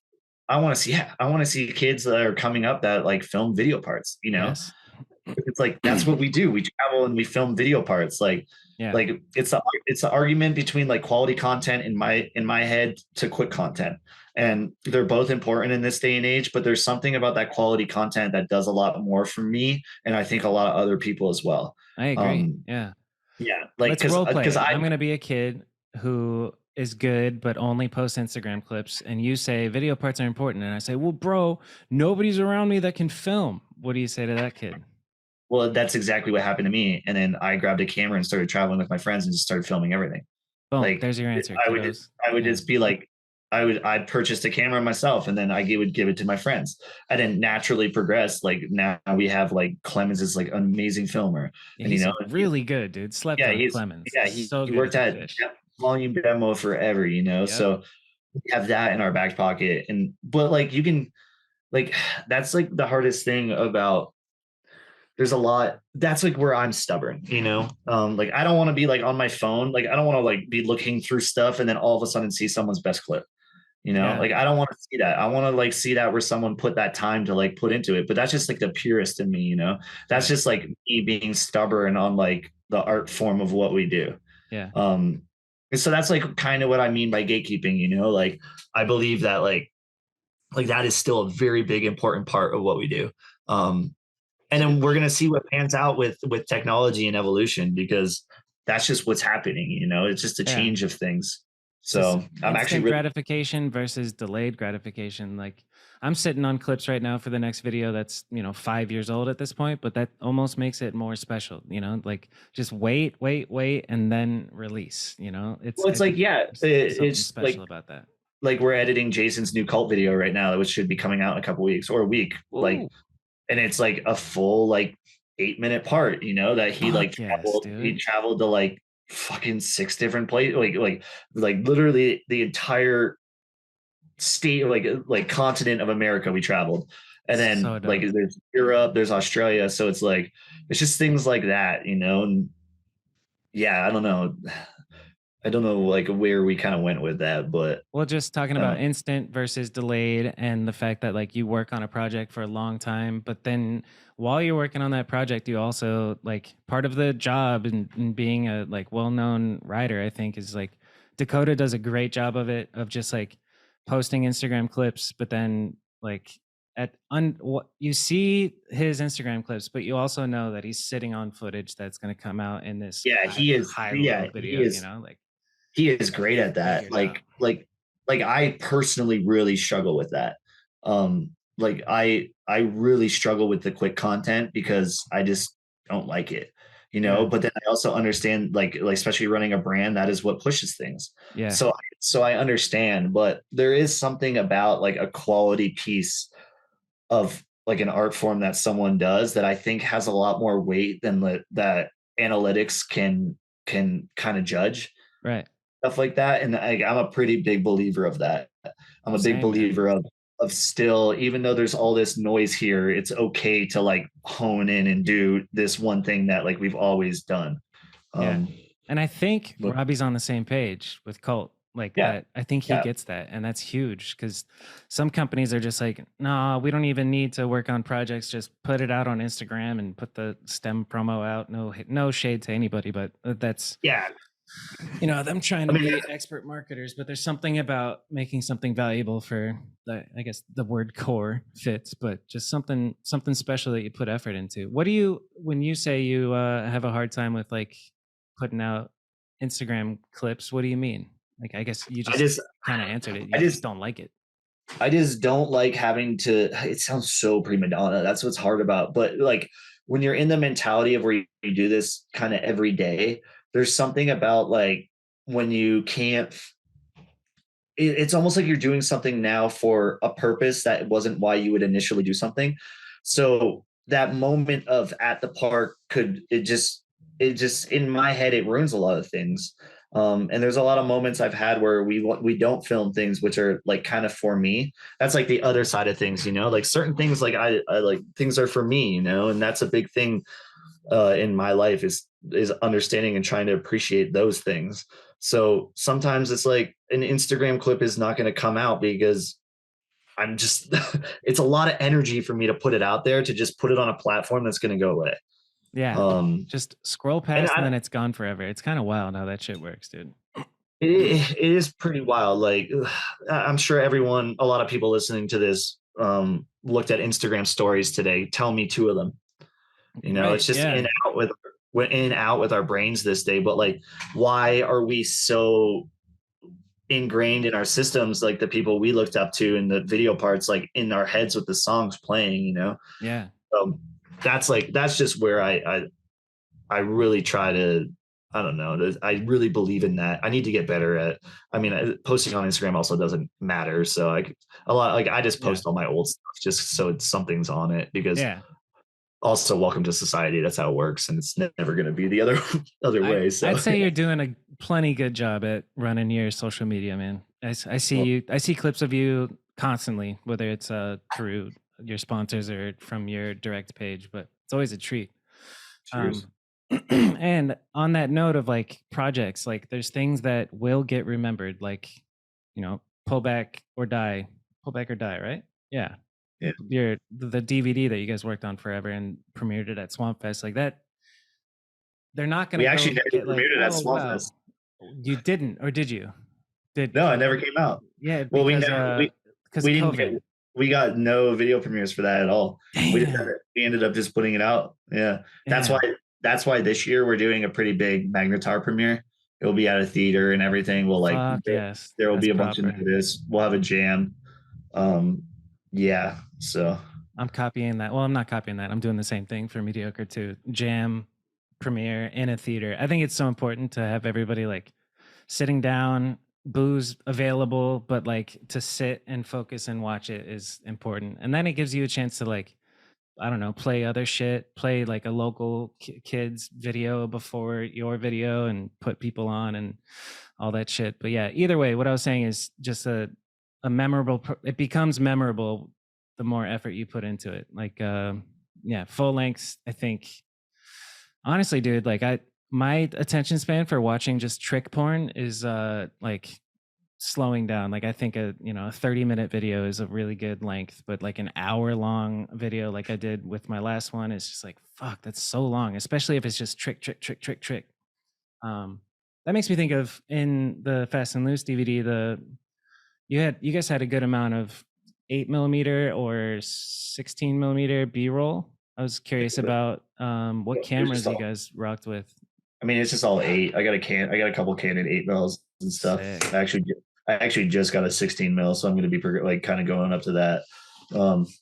But yeah, I mean, we also had no idea what we're doing for that video, so that's why this next one's kind of special. Because you have more of a plan and. Oh yeah, this is all planned out now, and it's not like parts and stuff. It will be a little bit more of like a togetherness. So I love how it's all filmed by everybody. Like you guys are passing off the camera, like, "Hey, film this line" or whatever. Who would you say is the best filmer in the squad in the Fast and Loose? I mean, Josh for sure. Oh, yeah. Okay. Besides the professional, literally Okay, professional filmer. Okay. I can tell you the worst is just kidding, but no. Tell me. No. Jason's pretty good. Matt is good. Yeah. And we'll leave it at that. I mean, like everyone can they can work their way around a camera for sure. Yeah. Especially if you've been in front of the camera and you know what makes it clip good, you can at least try to make it good. And if you are a little shaky or whatever, it doesn't matter.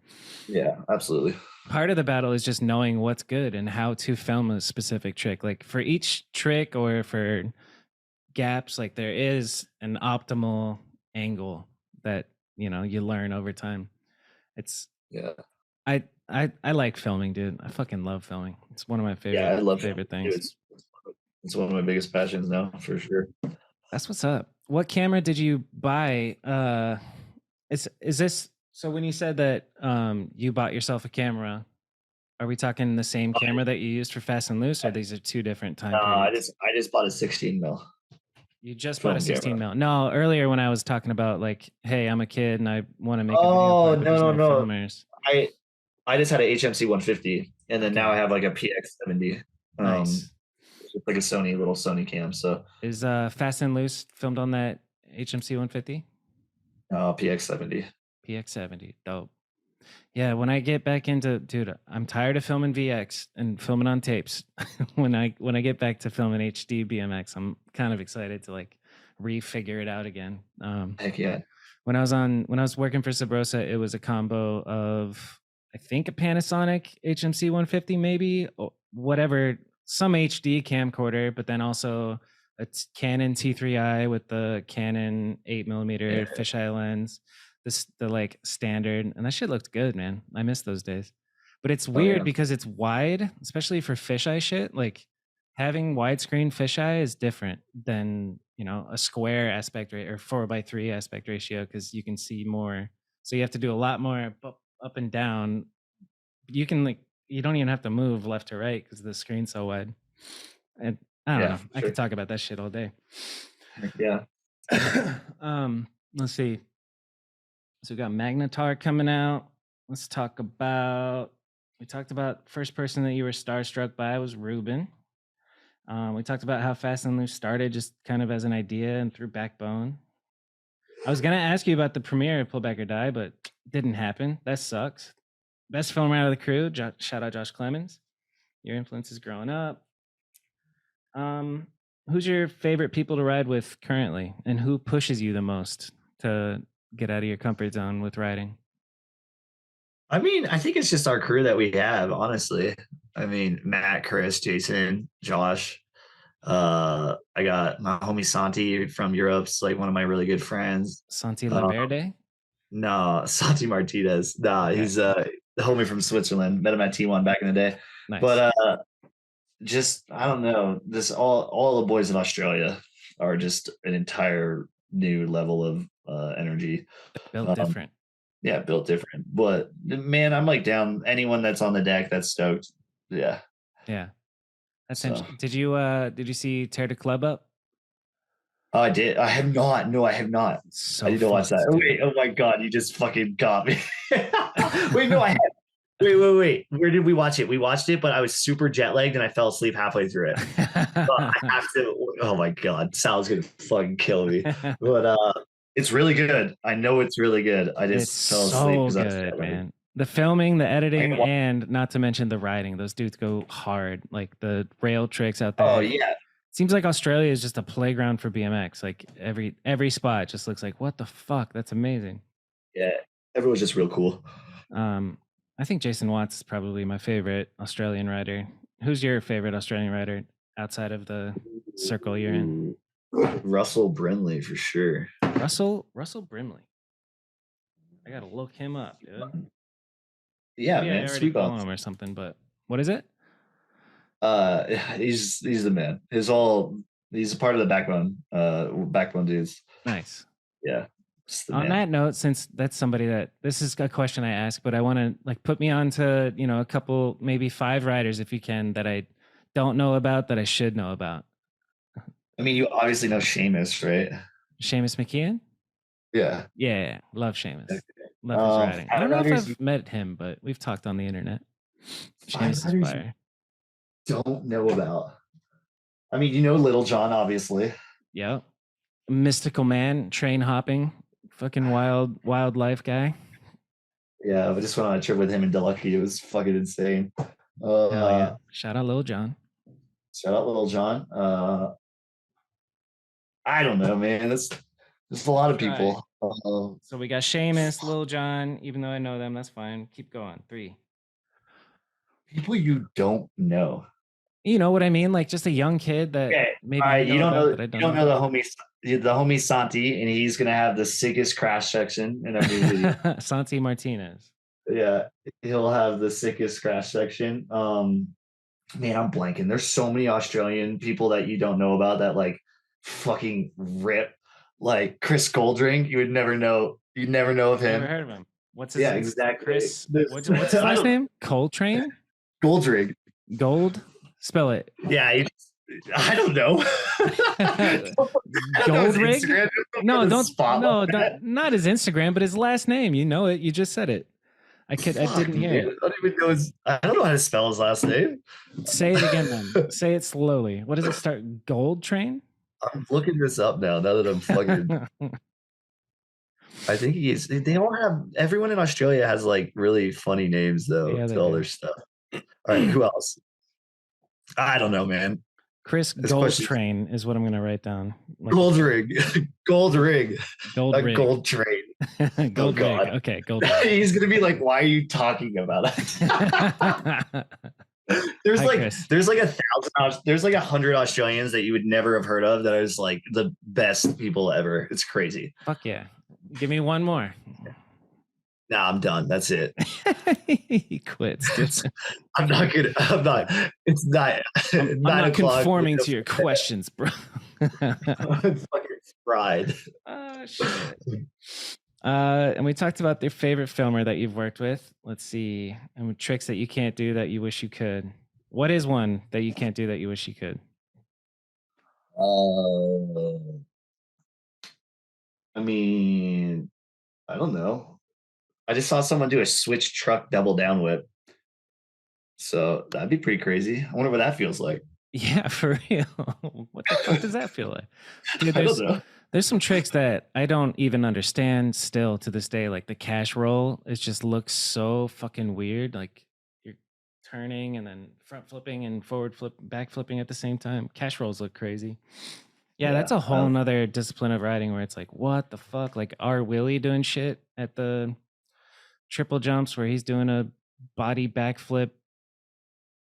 Did you see that clip of Ryan Williams? I think so. The one where yeah. His body backflips, but the bike doesn't. It's fucking amazing. Yeah, it's just crazy. This is a silly one, but maybe somebody will get a kick out of it. Like, what's your frame geometry? What kind of setup do you have? Do you give a shit about that stuff, or yeah? I mean, it's like I'm like 21 9-inch standover, 74.5 head tube, 13.7 to 14.1 back end. That's it. And then what kind of forks? Like, are you doing the 32, nose really 32. steep forks or the traditional? No, 32s. 32s. Odyssey. Frankly, I don't know the numbers and what makes it steep and what doesn't, but there's like the trend of making it a really poppy seed muffin type bike where it's like Johnny Rakis or like Grant C even rides one where the shortest, Colin Verignac, like it's just like short back end and then steep fork. So everything is just like poppy. You don't even have to try to pull up to loop out. Yeah, for sure. So that's cool. I'm sure somebody cares about that. I don't.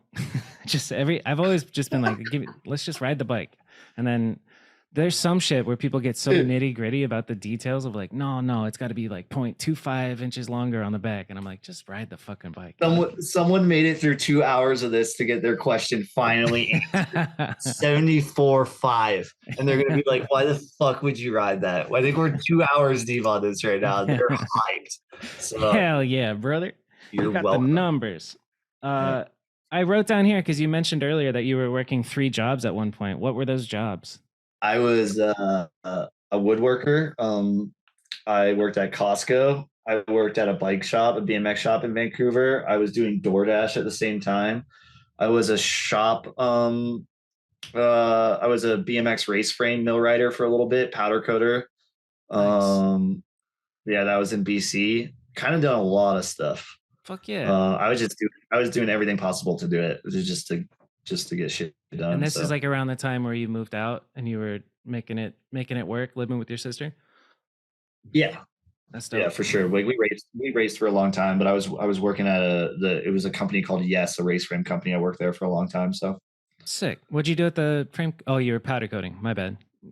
Yeah, like we kind of helped it. I did a bunch of the mill riding on like the headsets and the bottom brackets and stuff, just really easy stuff. So what does that mean, mill riding? Like cutting all the tubing for welding. Oh, okay, got you. I'm not good with my hands. I don't know this type of stuff. Okay. Maybe that could be the wrong word too, and someone's going to be like, "You're an idiot." I'm like, "Yeah, I am." Yeah, I sure am. Yeah. So. And then I also wrote down earlier we were talking about health and taking care of yourself. What diet? What food are you eating? That's something I genuinely want to know. Like, I'm curious. Pescatarian. I don't really eat meat. I'm allergic to cheese, chocolate, and processed meat. Pretty fascinating. So yeah, I don't It's know. I low just key like, like good for you to be allergic to that shit because then you stay away from it. You know, processed meat, yeah, I mean, which is no yeah, for good. sure. I mean, like I can't eat shit anymore except for at night apparently, but I can't eat shit unless I feel really bad after. So I just like eat a bunch of vegetables and protein Nice. stuff. Fuck So yeah, that's the move. Meat and veggies, or not meat, but protein and veggies.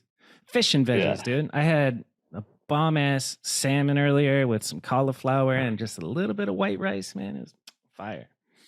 heck yeah. All right, Corey, should we move on to our fan submitted questions? Sure. 2 hours and 8 minutes in. Let's do this. Are we? No, we started at 6:30. We're an Oh, hour and a half in. I'm in the future an hour. Are you? Yeah, it's Yeah, so it's 9:08. it's 9:08. All right, cool. I'll let you. Yeah. We'll get out of here after these No, rapid we're fire chilling. questions. What's internet? Let's do this. Actually, before we get into the Instagram questions, we will do the necessary Mount Rushmore. Corey Walsh's Mount Rushmore of BMX riders. There's 4 heads on Mount Rushmore. Pick 4 riders that are the all-time greats. And it's just your opinion. It's not objective. Okay. Jay Miron, Paul Buchanan. Fuck. I want to say Joanne Rubin, but there's like 7. But I didn't even get Aiken in there. Okay. Fucking let's do Joe and Aiken. Sorry, Rubin. Oh my god. Sorry, Rubin. I don't know. I'm tired. I worked all day. Here we are. That's good. That's plenty good. All right. Instagram questions, baby. Thanks for doing this, by the way. This has been fun. Of course. Thanks for chatting. It's fun to talk about bikes for a little bit. We've been pretty busy. I'm excited to hear about or I'm excited to see Magnitar. How far are you guys into the process of that? You're editing now? Is it ready to go? Handling a couple other things before we fully, but Josh already has it laid out, and yeah, so I think it'll be pretty special. I'm pretty excited. That's dope. Okay. Yeah. Hard Copy BMX Archive says, when's the next DVD part? I would imagine that's Magnitar, and that's coming. Yeah, it's coming out in DVD. Everyone's gonna be pissed. Got to pull my Xbox off the shelf and set it up. I don't even have a DVD player, but me neither. We're gonna be selling DVD players, so DVD players come for free with the DVD when you buy it. What was I about to say? I do want to talk to you about digital downloads. You were talking about that for the last video that you did, and maybe there will be a digital download off the record. But like, I need some coaching on what to do for creating a digital download, since I know you just figured it out a year or two ago. Yeah, we'll be doing that as well with our video. So just I'll reach out. Obviously, just to get it out there for people. I don't know. We haven't really decided the route we're gonna go with it. Who knows? Maybe we'll do something fully. Just give it out. Yeah, that'd be nice. Just free. Put it on YouTube. But there's something cool and special about, like, if you pay, $5 for a video, you're gonna sit and watch it with all of your attention.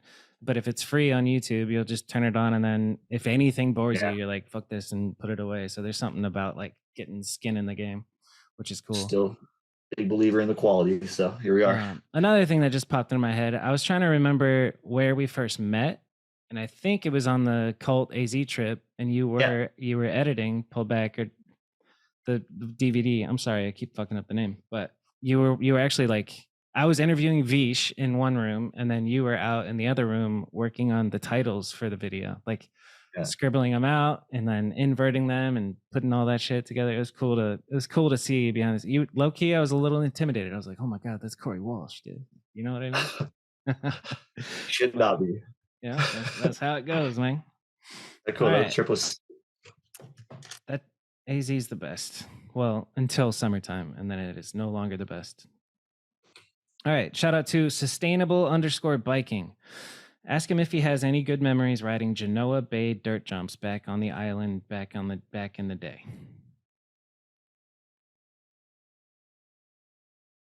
Genoa? Genoa.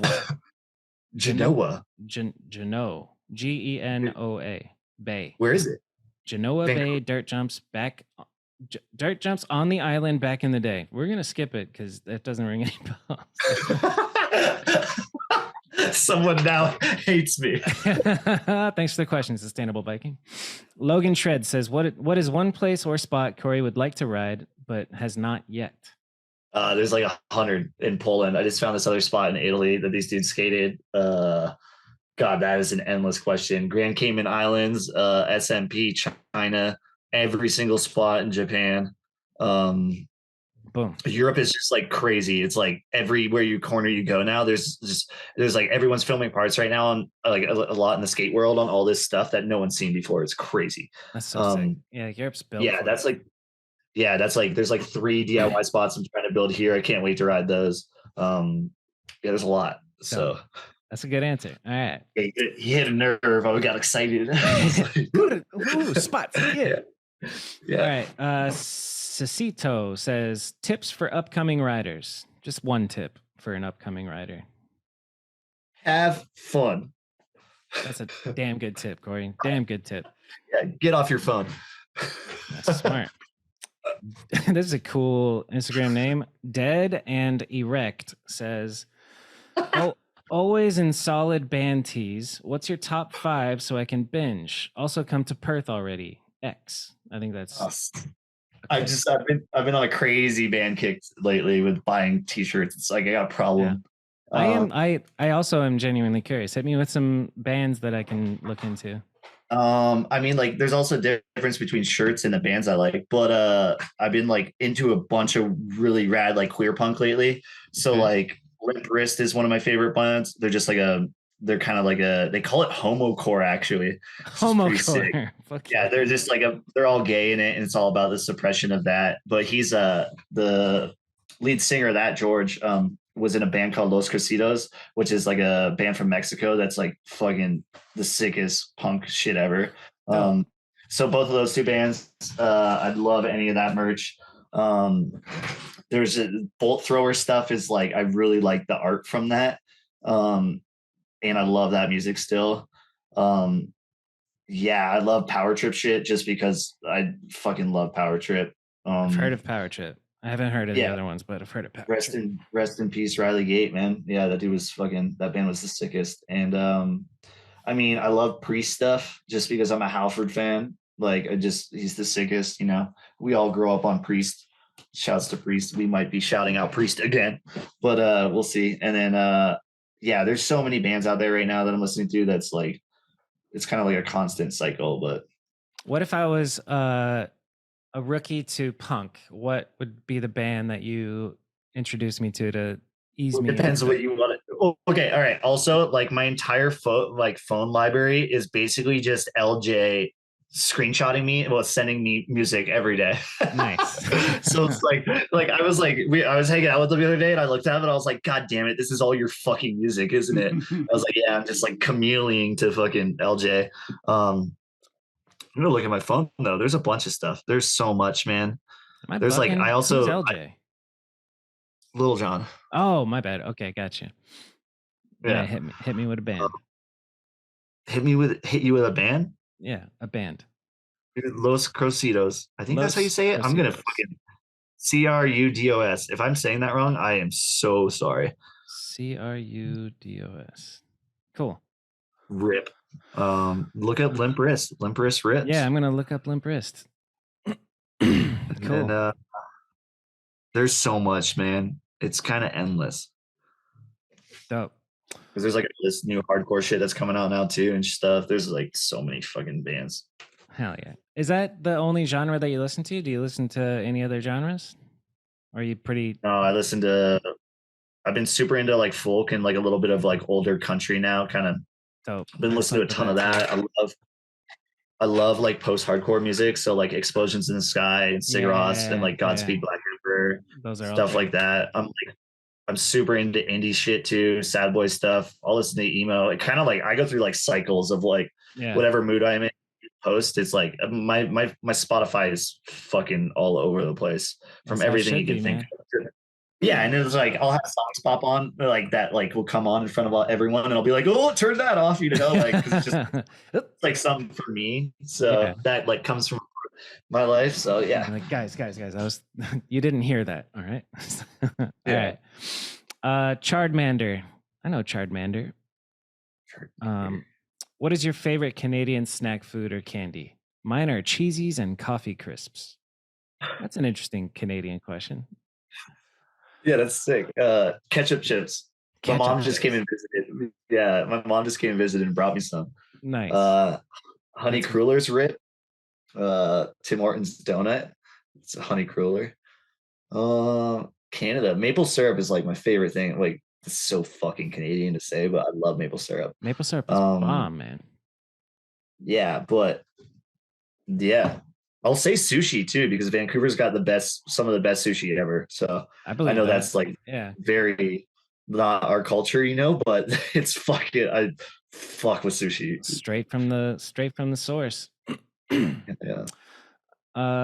Faljairo says, "What is your ideal partner? And have you had a partner?" I think he's interested. What's your type, Corey? I don't know. Are you single? You got a boyfriend? No, I'm single, but I don't know. I don't really have a type, so I kind of just I don't know. That's that's a what do you question. get? I don't know. What I'm sticks working out on to you that. the most when if you find yourself attracted to somebody? What do you think is like? What do you find most attractive? Is it looks or is it personality or We're getting deep on this podcast. No, just like I'm a big vibe person, so like empathy vibes? is a big thing for me, and just like like kindness. Yeah, That's what I'm looking for. that's huge. What's that called when you're Yeah. attracted to the brain? There's they came up with a term for it. Pan. Uh, no, that's multiple partners. It's Yeah. demi. No, it Not might be It demisexual. might be I don't demisexual. fucking. That sounds right. All That's it. these Yeah, you terms like that I'm it trying to keep up, but I don't. emotional. So Right, yeah. Just attracted to the brain. yeah. Chandler Golden asks, how is he doing mentally after the big fall at Swampfest? He was there in person, so obviously he saw it, but we covered that. You're doing good. Yeah. Laura AVB says, who is your favorite cousin? I'm guessing she's your cousin. Laura. Yeah, that's my cousin. That's sick. Hi, Laura. Hi, Laura. No way she's making it through this to hear that. Yeah. So That's how I think about every single episode. I'm like, there's no way people are actually listening to this. My sister's name is Laura too. Fun fact. All right. Joe like the coffee says, how you so sick? All right. I'm not. Yeah. Which I'm reading it and then I'm like, I'm just gonna skip that. I'll skip I'll pre-read them from now on. Let's see. This is a dumb one. Real Lejean Schemmel. Jesus Christ. Is slow and tight okay? What's your thoughts on jib riding? It's sick. It's sick. I shout it. Yeah. I got a soft spot for everyone that coming up with some slogans. It's pretty sick. It's cool. Yeah. Who's a rider that rides the complete opposite of you, like low and slow and on ledges? Who do you like right now? I mean, Felix is one of my favorite bike riders ever. So for real, dude, Felix is unbelievable.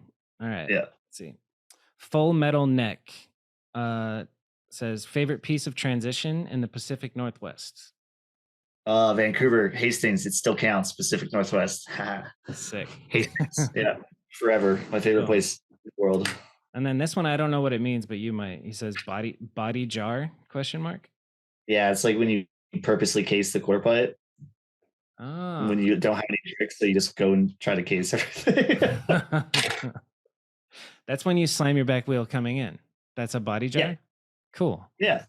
I'm learning new transition terminology. Hell yeah, sick.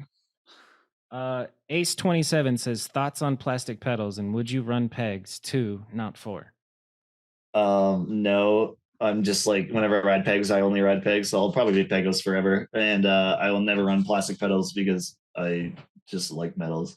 Yeah, they're just I like it's really a big. Totally different feeling. Hell yeah. Mitchell M. Chatty says, do you miss Galt Wood days as much as I do? Yeah. That's the shouts to Mitch, dude. That was like one of the homies I worked at the woodworking shop back home after race day. I worked there for like 4 years on and off. It was pretty fun. Boom. Alejandro Alejandro Corral. When will there be a new full-length DVD? This year. And then he came up with names. It's called Magnitar. But he says too fast, too loose, or faster and looser. Haha. And then this emoji. So that's a good one. Duncan Nichols says, Corey, what are your top 3 favorite bands? We covered that. Ditch Matt says, favorite non-alcoholic beverage. I like this one. What's your favorite non-alcoholic beverage? Okay. I think it's what is it? It's in Vancouver. It's Red Truck. They do like a Pilsner and an IPA. It's fucking amazing. Okay, I'm gonna nerd out for a second. Heaps Normal though, in Australia, that's a really good one. And then Dale's Pale Ale, the ones in the brewery in Longmont here. Yeah, they have a good one that just came out. I'm a huge advocate for Athletic Brewing. Fucking love those. Athletic They're Brewing. sick. Okay. Yeah, they make like a Pilsner. They make like everything, but those are pretty good. Yeah, that's interesting. So you fuck with drinking NA beers? Yeah, that's it's cool. pretty ridiculous. I love non-alcoholic beer. That's it. I mean, if you like it, you like it. I think I'd like the taste of beer, but I'm not doing it because of I was fat a couple of years ago, and then I cut out beer, and I was like, I don't want to fucking, because like it's just like drinking bread, and I would imagine even if you take the alcohol out, it's still hella calories and shit. But it's not. I mean, like, but you're not gonna but like you'll drink a 24 pack of Modelo's, you know what I mean? Like if you start feeling good, but yeah, if 24 is obviously a lot, but you're only gonna drink 1 or 2 NA beers, and you're. I've definitely drank 20 non-alcoholic. You're kind of just high off of like the sugar. Yeah, for sure. All right, let's see. Jed Campbell, thoughts on Australia and its BMX scene? We covered that, Jed. Fuck yeah. Yeah, you guys are Australia's sick. The best. See you soon. Kyle Van Dillen says, thank you in all caps for building all these crazy DIY quarter gems in Canada, Georgetown DIY, etc. That's a nice message. It says thank you. Yeah. Let's see. Aaron Falls a lot. Did you really try to double the Vancouver Washington pipe? Double? No. Yeah. No, I tried to do it once and it fell. The answer is no. You did not try to double. The answer is no, Aaron. That's a pretty cool rumor. Yeah. Hell yeah. Urban legends spread, dude. Yeah, Corey Walsh tried to go around this thing twice. Dude, the ones that swap fest were hilarious, man. There was a rumor. I lost my eye. There were so many rumors going around. It was crazy. I was like, whoa, this is weird. It's like I've never heard this before. People love talking about people, man. All right. Jay Doog says, hey, Corey, tables, turndowns, moto whips, one for the rest of your life. Which one? Oh, that's like fuck, marry, kill. Tables, turndowns, or moto whips? Moto whips. Nice. Moto whips. What's the best feeling air trick that you do? Moto whips, or just like airing something and kind of just. I just like kicking bikes out. Yeah, dude. Kicking out the cool feels good. I'm so fucking jealous of the shit that you can do on a bike. Like if I could just jump into your body for one day and fucking ride like you do, that would be a treat. Yeah. Ed Hewitt or Ed Hwet, are you coming to Narbecue at Baboons? Trying to see you ride that pool. Yeah, I think for sure. We're trying to get out there. Nice. Yeah, I want to go support Boone for sure. That'd be sick. Where the fuck is Fabby? Says, when coming to Sweden? Hopefully this year. I'll let you know. Loud and Low says, no questions, just a whole lot of respect and a salute emoji. So that's cool. Cheers. Juan Williamson's, this is a good one. How do you overcome demons, aka mental blocks, when you're riding? Ooh, hi Juan. He's the homie from Vancouver. So yeah, I don't know. A lot of it is just like a lot of work. I don't know. Like when it comes to riding, just certain things are you're gonna want to do over certain things. I don't know. It's just like a thing over time that I've just scare yourself. I don't know. You just get used to it, I guess. Yeah, there's like a moment when you're about to do something scary where you have to like either turn it off or turn it off and go, or keep overthinking and then stop yourself from doing it. Has there been times where, I'm sure there has been, where you're like setting up to do something and then the vibe's not right and you're just like, nah, and you call it Yeah, off. yeah. I had one in Barcelona and Chadwick. It was actually with Chadwick, and he was filming, which was pretty funny because I had never really filmed with him before, and I was like, "Oh, you're getting to see the whole fucking package right now." It's because I was like, I think I tried something for 4 hours, but it was like a mental try something. Um, I don't really do that to myself these days very much. I'm trying to kind of stay away from that. Of being very confident on everything I do. But that was like just a rare one where I knew something was possible. But sometimes your brain just like wants to yell at you, Yeah, and you just gotta push through it. I try not to stress myself out too much on that shit anymore. Just nice. and just do things kind of more for like how I would do them instead of doing them for like the ego of what it is, you know. I think that's smart. All right, we're almost through them. Butterleg says, any wild stories from camping at skate parks? Yeah, dude, I wanted to talk about your van life and all that, but we'll get to that next time you come on someday. But any wild stories from camping at skate parks? We did tell that one No, not story. no, not too many. I mean, like we've been in the bowl and kids have like thrown beer bottles and shit, but like we haven't not that too much. Not that too much. Wow, I'm getting tired. but yeah, it's just we've been pretty safe. We also are all in our vans. Like we kind of have like it's like the bouginess of traveling. Yeah, Um, glamping. but I mean, we definitely we slept once in Portugal in like a random parking lot and woke up at the lowest part of the parking lot and it was pouring rain and we had a tent inside the tent and the other tent was flooded, but our tent was dry, but we were like floating. Shout Whoa. out, yeah, shout out to Dustin Orem. That was that trip. The Fuck yeah. Shout out to Dustin Orem. I love that guy. his favorite quote was "Out sketch the sketch" on that trip. So Outsketch the sketch. out sketch the sketch. Yeah. I can't imagine waking up and then you're like, wait, did I sleep on a waterbed? And you're just floating? That's got to feel weird. Yeah. That's pretty crazy.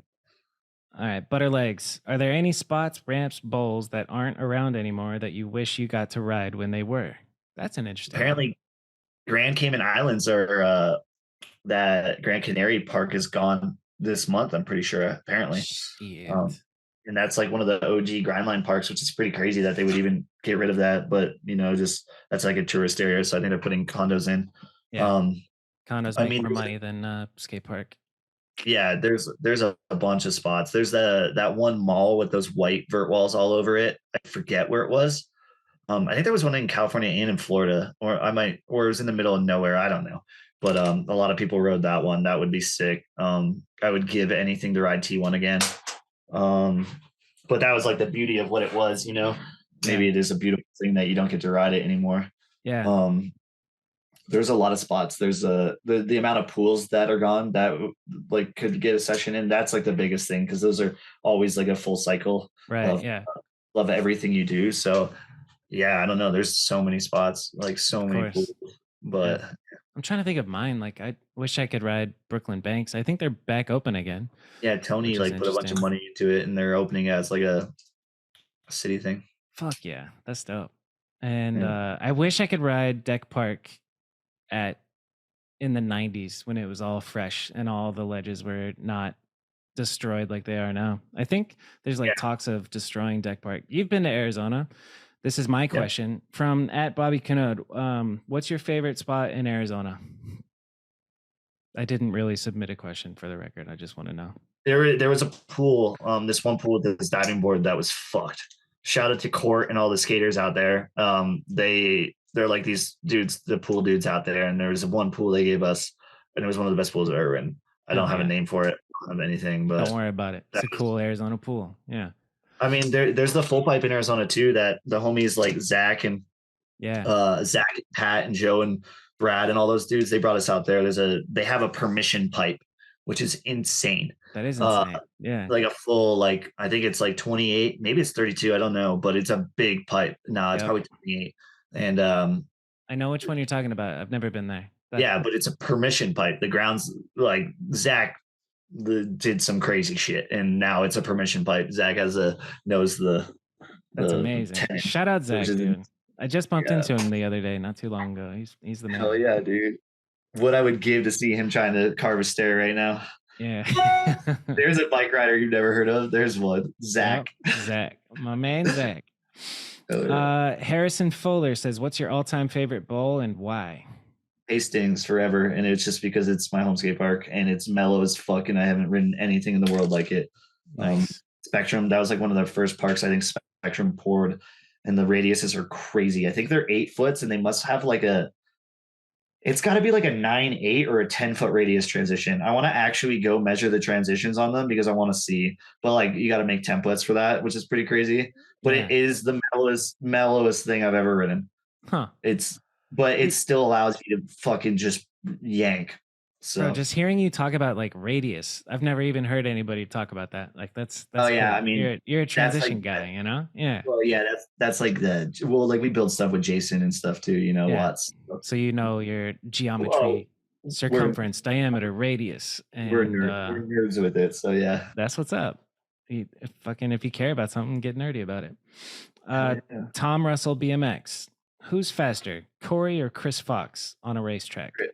Chris, he was just squatting 2 plates in the gym the other day. So Chris is fast. He's got the juice. Yeah, look Okay, at Chris, let's see. dude. He's fucking ripped. Jason says, "Do you have a boyfriend?" Nope. He's single. No. We talked about this. Archie, my main man, Archie Kenward from the UK. He's a editor for this podcast. He says favorite spots, which you've kind of listed a couple, but Yeah, I mean, there's a lot. There's like the UK, one of that drainage shits in the UK, that crazy thing that Sebastian broke the coping out and did that table on is like nuts. Um, there's so many. I rode a water slide in back home once in Kitchener. That was insane. There's the Australia double shotgun pipe to the vert wall. That thing's fucked. There's so many spots. It's yeah, so you've endless. ridden some gnarly shit, dude. Yeah, And it's just kind of like, like it's cool, but then it's kind of like at the same time though, it's like I don't know, it's funny because you get like excited about these things and then you don't get excited. Like that's why I always build DIY shit because it's like it really gets me excited. So yeah, hell yeah. All right, let's see. Jack Rayner BMX says, "How do you get over the fear of hitting something fast, or how to air out of pool coping?" just That's work at it. two different things, I think. I But mean, pool coping is just like, yeah, no, it's speed because you just got to start hitting it and just hit it harder. I mean, like, I remember being young and just like going for it and then finally just being like, I remember I'd be like, yeah, like going.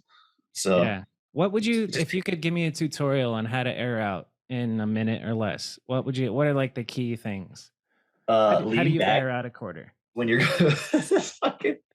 I'm pretty sure Dugan has a tutorial on YouTube. But I don't know. You lean back. So you lean back. Here, I'll use Josh's Trader Joe's name tag to Okay. you lean back off the quarter, and then your front wheel hits, and then your back wheel hits, and then you expand your legs, and then Expand you your legs. So pull. push your legs out. So your No, knees no, aren't. yeah, you push your legs out, and then you fucking jump. I don't know. It's such a feeling thing. Like I know you can't do a tutorial on how to do it, but Just watch Dovey ride, and that is how you air a quarter pipe. yep, dude. Just W is fucking incredible. But Freak. Just kidding. he's a freak. His, every time he like airs a quarter pipe, we always say that Freak. because it's just like the pop, his pop and his pump is just so ridiculous. Like Unbelievable. it's like he's just a scrawny dude too, you know. He's like, well, not but he's just Yeah. a young kid, but he's like mastered the like motion of going up and like being at the actual like physics to compress. Yes. Fucked Yeah. up. It's super fucked. It's unbelievable, man. I go up a quarter pipe and then I kind of fucking bunny hop, and that's not how you do it. Like there's no bunny hopping when you air out a quarter. It's just like using the transition, and I know that. But when I go to do it and my muscle memory kicks in, I'm just like yeet, and then I'm either landing flat or not making it over the coping. Whatever. Okay, Marshall Smith Feeble says these are all. Favorite bowl, pool, and/or park Canadians must check out in Canada. I guess. Let's answer that for the Canadians. What do you think is something that any Canadian rider has to go to? Hastings, Parkgate, Squamish, Kirkstone, Millennial Skate Park, Calgary, Vanderhoof, Toronto. There's that one in Saskatchewan I haven't ridden that I don't know the name of that looks sick. I think Spectrum built it. What else is there? There's a lot of skate parks everywhere. I don't know. That's a plenty good answer. Yeah. All right, let's see Sealand. our next one. Sealand for sure. Papa 4130. Tell us about when Joe? you were sponsored by Diesel Jeans. Oh, shout out to freaking Joe and his son Malachi. They're I grew up with them forever. I've known Malachi since I was 6. Since he was 6, I think he's like 20 now. But Joe, yeah, I used to ride for Diesel Jeans. Diesel Jeans. Cool. Jeans. It was like a race thing, and they gave me some packages. It was like they tried to do like this urban brand, and I don't know why, but it was at this like there was this Red Bull Revolution contest, and I met them there. They sponsored it. It was in Germany. It was this race freestyle cross thing. And then yeah, they sent me a package, and it was pretty crazy though, because the tags on the jeans, they were $700. Holy shit. They were like the most hideous things you'd ever see. Like they were like piss green with yellow inside. So when you rolled up the bottom, you're like just some like, European fucking Diesel. So yeah, Diesel. Does this guy happen to own a bike shop? This Papa 4130? Yeah, he owns Milltown. Shouts to Milltown Cycle in Milton, Ontario. Joe is. Well, let me ask the question first. Papa says, "What's your favorite bike shop in Milton, Ontario?" Yeah. How did I know he owned a bike shop? Colton Klein, a homie from Tucson, also asks if you're single. He's asking for my brother. That's funny. We've covered it. He's available. He's available. The internet was. Yeah. he's emotionally available. Shit. Right. Let's see. BMX Rad Dad 420 just wanted to say that he absolutely blew my mind at the Ain't Dead Yet jam at Four Seasons. Heck cool. Yeah. Shouts to LJ again. Shouts to Milwaukee. Shouts to Four Season. Fuck yeah. That shit was fun as fuck. Dude, I'm seeing a pattern here. Luis Adrian Bautista says, does he have a boyfriend with a heart emoji? God damn. Navajo Marky Mark says, how he air so high? You go fast, you pull back, or die. That's the answer, right? How sure. Do you have a genuine answer for that? How do you air so high? It's just pump. It's just pump. You just got to figure out the leaning back motion off the quarter pipe to be able to pop off of it. That's literally all it is. Boom. Loop pop. What would have to be one thing you enjoy doing off the bike? By Bent fucking Spokes. That's his Instagram name. What would have to be one? What is one thing you enjoy doing off the bike? Pretty sure that's Ben. Might not be. Bent fucking Spokes. No, I know Ben Spokes. Okay, Ben Spokes. I do a lot of things. Like I'm super into shows. I love being with friends. I love riding like just normal bikes. It's been like a really good transition. Yes. I actually like really enjoy going out, like partying with friends and stuff, but without partying. It's pretty funny. Yeah, that's what's up. I love being around like-minded people. Traveling for me is like a really big thing. I like photography, videography, just nice. What are you shooting photos on? I just have like a little point shoot, but that's all you need. Yeah, that's just so I can remember as we travel. You know, it like sparks a little memory. Yeah, is it digital or film? It's film. It's a little 35. Hell yeah. Yeah, there's so many things. I try to keep myself like very like motivated in a bunch of different things because BMX isn't everything, you know. Yeah, so that's smart. Yeah, I respect the shit out of that. Let's see. Keaton662 says, when did he find the love for flying as high as humanly possible on a bike? 6. When I was 6 years old. I guess. That's fine. Trey Jones says, please tell the story about how you saved my life, please. We got that, Trey. Love you, Trey. Seth Varga, are you going to jump that red thing that Andrew Gabo was riding recently? Seth Varga says that. Are you going to jump that red thing that Andrew Gabo was riding recently?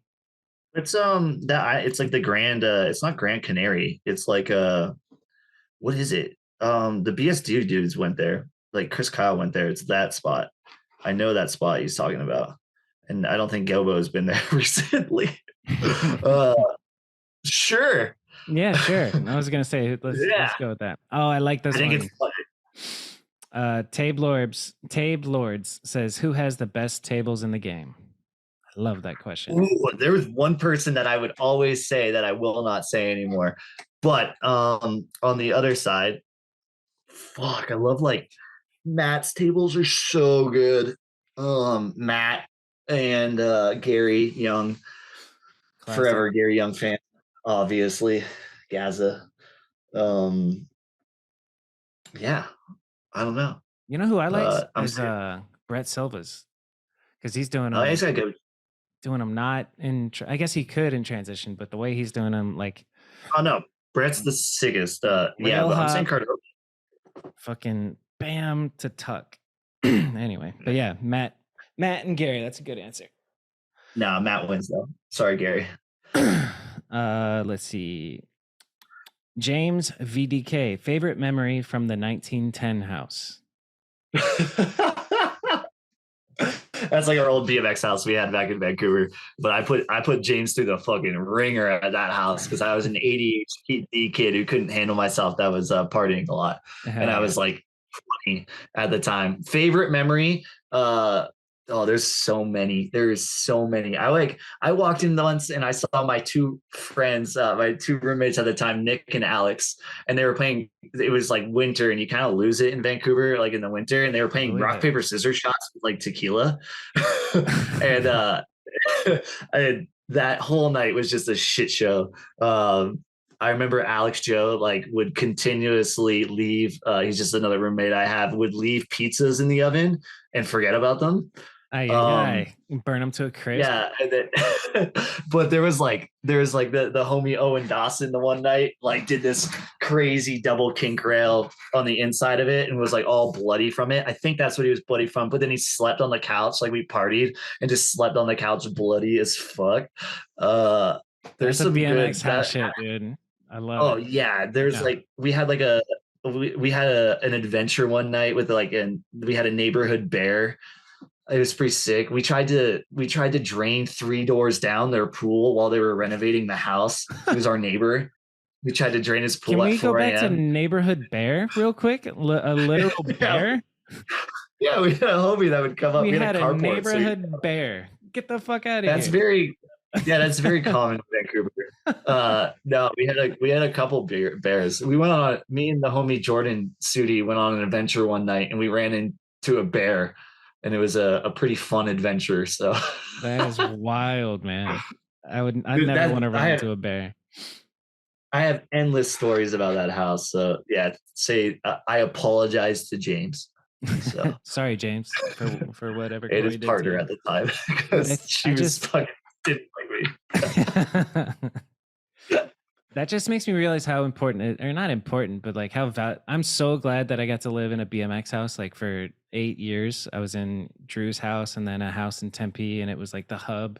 All the riders came and crashed there. It's the shit. Like if you get Yeah, the chance everyone's. to live with some We had roommates in 10. a BMX house, do it. You had how many? We we had 10 people living in that house at one point, and I had the homie Darcy. Shouts to Darcy. He was living in my room with me, and he was like Nice. renting like the spore for like $200. Yep. There was a point when I was in Mexico for a pro cup, and there our landlord had one rule: it was no dogs. And then my buddy, my one of my like best friends is Spencer. He showed up with his RV and his dog, but we didn't tell the landlord that he was living there. And then I had two other people in the house that the landlord didn't know, and he showed up the one day and fucking lost it. So Of that was course, pretty sick. dude. You're a landlord's worst nightmare at BMX house, man. Yeah, I mean that whole house was black mold though, so Yeah, you can fucking fuck it. Jersey Mike yeah. says, "When are you good to ride again?" And I'm curious about that too. Pretty soon? I think in a couple of weeks. Well, a couple of weeks. We'll see. I'm feeling really good. I'm just like I gotta be careful with my neck. I Yeah, get like I've been riding my Fairdale a lot. So I'm good just for trying to you. get back into this thing. So That's what's hopefully up. let's see a couple weeks. Yeah, I'd say don't rush it. You know, you got the whole rest of your life. Yeah, I'm pretty smart with my body. So we'll see That's how it what's goes. up. All right, let's see how much. Okay, we're almost there. So we got a lot of fans asking. Sprouter, will there ever be a Hango Corey Hastings edit? Hango slash Oh my, Corey Hastings edit. never will because you can't film Hengo, which is the sickest part about it. Shouts to Yes, Hengo. the elusive Jordan Hango. You don't know who Jordan Hango is? Fucking figure it out. For real. He's one of the best riders in the world, and he's so low key, and he just works his job, and I love that about that. Like, there's something about just being a humble dude with a job, and then being a killer rider, and then not giving a shit about anything that comes from it. Like when he won Nora Cup, I think he won Nora Cup, right? Jordan Hango did, and just like, oh yeah, it was either X Games or Nora Cup, but it was just like the way he accepted the award. I was like, that's my fucking guy, dude. It's so sick. All right. The dude's riding after work. 8 Ball Diaries says, was Center of Gravity the best contest? Yes. Good times. Holy shit. That was just some local contest that was a music festival at the same time. Oh, that's just dope. These are all just stories from my party days. Yeah, I love it. Yeah. Just jogging the memories, dude. What are you listening to at the moment from Jack Techie? Jack Techie. A bunch of shouts to Techie. A bunch of queer punk shit. A bunch of what am I listening to? Here, I'll go on my Spotify real quick. Listening to Pine Grove, which is like an indie band. There's so much stuff. Like I got Christina Aguilera on here. Fuck I got some Australian bands. I got this like Ankle Grease fucking cop thing. I got Unwound, Gray Matter, Dystopia, Tracy Chapman, Priest, fucking Unwound again, Title Fight. Man, I look real. Yeah. I got no hard Title Fight. I'll get an email. Ed Hawkins, Floor, CCFX, Picking on Series, Lizzo. What a mix, dude. That's awesome. I got everything you could think of. No, but I'm all over the place. So if that answers your question, Techie, that's like nothing was cool in that too. Like Lizzo and Christina Aguilera. Listen to Lizzo and Christina Aguilera right now, dude. All right, let's see. Sprouter says, what with your, we got to get these grammars fixed up. What's with your obsession with fuck, transition, and pools? Do you have like a reason that you love difficult transition to ride? Because I can't do any tricks. So the harder stuff it is to ride, then you could like. That's a damn good answer, bro. That's fucking fire. I don't do tricks. So it's like, it's fun to just like ride stuff that's harder. That's harder to ride. Yeah. That makes a lot of sense. Lucas Datos says, ask Corey, how was the New Zealand trip? Yeah, shouts to Lucas. He gave us a place to stay. Nice. And yeah. I'm blanking on his dog's name right now. I want to say Boris, but I might be wrong. He's got the sickest dog. But yeah, New Zealand was sick this year. It was long. It was at the end of the 10-month trip, and I was in a van with my homie Santi. So nice. It was a fucking sick trip. Shouts to New Zealand. Thanks to everyone there. This is him, yeah? Yeah, there he is. Look at him. Amelia. That's dope. All right, let's get back to the questions. Where the fuck my dog's at says favorite Tegan and Sarah song. Tegan and Sarah? Is that Owen? Where TF my dog's at? I'm on Spotify. Yeah, that's Owen, I'm pretty sure. Yeah, that is Owen Dawson. Tegan and Sarah, why am I blanking? Is that Vancouver? I don't know, dude. Tegan and Sarah is like a real hip indie duo band, I think. Dude, if there's a moment in time that I should have known this, oh yeah, it's Canada. Duh. I'm blanking. Yeah, fuck it. Let's move on. JJ Tactor says favorite bowl ever ridden. Hastings, done. Yeah. Move on. I'm starting to learn these questions. Bobby Says says favorite California skate park to ride at. None. No, just kidding. For California. I'm just kidding. No, every pool ever, no skate parks. Boom. In California. Love it. Gilbert Gonzalez, his favorite 10 out of 10 pool. We talked about it. That's Arizona though. What's your favorite 10 out of 10 pool? Oh man. Okay, that's the hardest question ever. And no matter what you answer, I have no fucking clue what you're gonna. There's a pool in Vancouver called Perfect Pool that you could go as fast as you possibly could in. But there's like so many California pools. There's like the one in Arizona, another one in Arizona. It had an open pocket in it with the stairs were like reset in around the shallow. So you didn't have to carve a cake, and it was like figure eightable. And the deep end was perfect. Love seat, fucking best pool ever. Done. Hell yeah. Zach will probably know what pool you're talking about, but not me. Zach showed me it. We went in 114. It was fucked. Dude, it gets so it's like unbearable. Like snow bums you out in certain areas, but the heat here is terrible. It's not friendly, mate. It fucking hurts. Alex Friday BMX. Did you ever hit any roadblocks or challenges moving to the next level in BMX?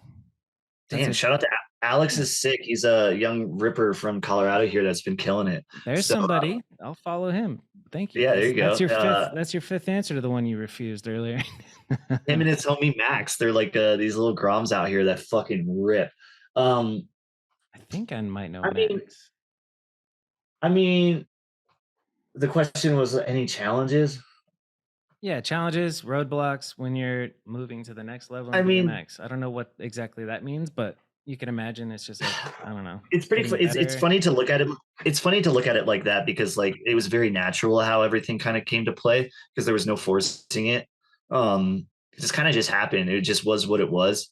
I would just say injuries is the biggest thing. Yeah. Learning like really because you get to a certain point when with injuries, it just I think almost every rider comes to terms with, and yeah, there's just coming over those is just that's just the toughest struggle with riding. Yep. Facts. Getting hurt sucks. Ed Hewitt says favorite East Coast spot you've hit. That's an interesting one. Thanks, Ed. He's giving us a lot of spots, but East Coast, there's so much shit. Florida is East Coast. Man, there's so many things. Like there's like we rode that one bridge spot. The pillar spot in New York was crazy. The metal U pipes though in Bethlehem, those were fucking insane. Boom. I want to say FDR too though, but that's not a spot because FDR will forever be, That's a spot. Fuck it. Yeah. All right, shout out Ed. Cool. I'm not gonna ask you what your favorite skate park is again, but shout out BMX Zacharias for submitting a question. Evan Smedley, how does it feel knowing you did a gap at House Park that Chase Hawk hasn't done? I don't know. Fuck, coming for you, Chase. Feels pretty good, bro. I'm the best. Shouts to Trey. Shouts to Chase. Fucking shout out Chase Hawk, man. After I got to talk to him for a while on the pod, and I really enjoyed him. He's what do you need, dude? Oh, who do we got? I was trying not to get it. What do you need, dude? Real quick. What's up, man? What up, man? How are you? I'm doing great. How are you? Good, man. Stoked to listen to this one. Hell yeah. Have a good one, dude. Good to see you. You too. Let's do one in the future. Who else is peeping back there? What's up, Josh? Is that you? Hey, hey, long time no see, Mr. Clemens. Yeah, dude. You got any questions for Corey? Josh, ask me a question. We got 2 more user submitted ones. We're on 3 hours right now, dude. 2.5? That's a full pull. That's a damn full pull. He's going to bed. He's got no questions. All right, cool. Two more, and then I have one, and then we're done. Nut. Oh yeah. Oh yeah. He just asked one. Yeah. Oh, what did he say? What's the ratio of being awake to sleeping? I'm doing better. I've been waking up at 8:30 and I snooze until 9. But nice. I'm not a morning person, so and all these fucks are so. Dude, I'm a morning person only if I go to bed at 8 p.m. Then when I wake up at 7, it's like I slept plenty. But other than that, I'm with you, man. It takes a little bit. It's like you have to getting a dog is what made me be a morning person. Oh yeah. Do you have a pet? No, I wish. You gotta get a dog to travel with you, man. Yeah, maybe one day. All right. Last one. Pat Frayne, big homie. Fuck, I just closed it. Favorite place you've traveled on your bike? Australia. Yep. I'll just say it. Damn good answer. And then there was one question that got sparked here that I want to end with. Favorite 10 out of 10 East Coast spot. No, how does it feel knowing you did a cap? Fuck. Yeah. Oh, yeah. So one thing I am curious about is Everybody has that one clip where they remember it because it was like they really had to push themselves through a mental barrier. So whether it's from the Fast and Loose DVD or one of your video parts, what clip do you think was the hardest mental battle that you got done and you felt really relieved after you got it done? I have it's one from Barcelona, from that trip I just went on with Chadwick and Trey and Simone. Footage out? No, Secret. Okay. yeah, Cool. I got a cult part coming out soon, so Fuck yeah. Do you know when? pardon. Do you know when? I don't know, a few weeks after Jason's comes out in a couple weeks, so like I don't know after that. In a bit. Okay, In a, cool. And in a then bit, there's a couple more things I want to get for it, but we will. There's a couple more things I'm just gonna try to get for it, but but it yeah, could be released as it is, but you want more. no, but yeah, but there's no. There's just a couple things I think like it would be sweet here because it's like when you have a project and you're like I'm like 9 minutes into it, so it's like I'd rather just build on it because that Yeah. 9 minutes took like a year and a half. So Yeah, for real. yeah, That's dope. so That's exciting. I'm excited for that. And then the other thing is a clip that sticks out in my mind is you brought a ramp and then you did a curved wall ride on a building. That shit was fucking incredible. Can you tell me a quick story about that and then we can wrap it up? I mean that's just like dream spots. I like that's like where influence of snowboarding comes in a lot. Yeah, that does make sense. Snowboarding Yeah, influence for that that. spot was just like by my work, by the bike shop in Vancouver that I worked at, and I drove by it all the time. And I drove by it one day, and there's pallets sitting beside it, and like stacked beside it. And I was like, "Fuck!" So we went. I got a bunch of plywood from Jason Sprouter, the dude who was asking the questions. I got a bunch of wood from him, and then we drove it to the spot, left it there, and then I went to work. I remember like I worked and then I built a kicker. Well, actually, maybe I wasn't working at that point, but I built a kicker.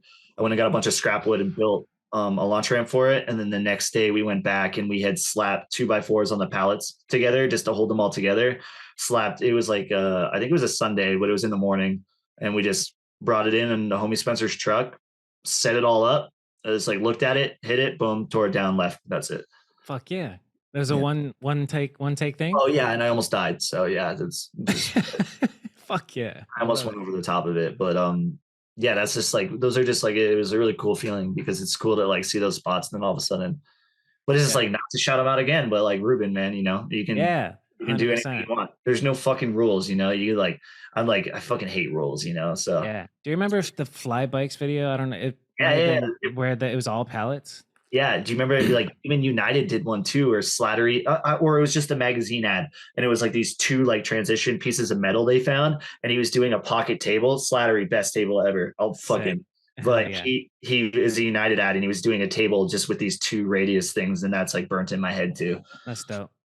Hell yeah. And last thing, I asked you your scariest clip, and we talked about that clip. But what do you think is your favorite clip? If you had to only show somebody one clip of you riding, what's your favorite clip that you've ever gotten?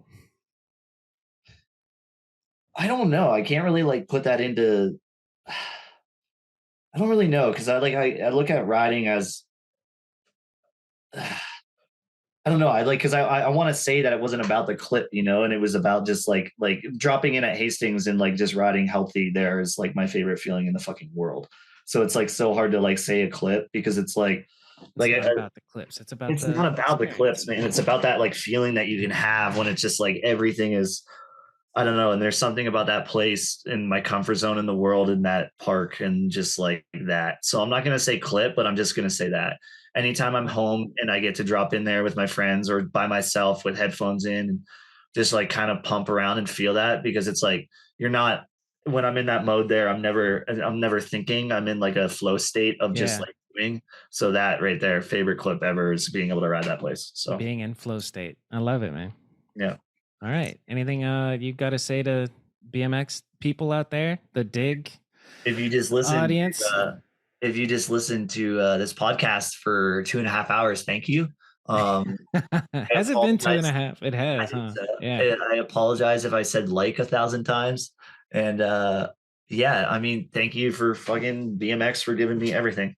And BMX don't fucking owe you shit, so don't think it does. We're ending on that. Thanks, Well, Corey. all right. Hello, you've reached the end of the video.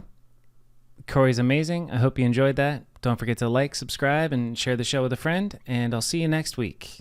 Have a good one.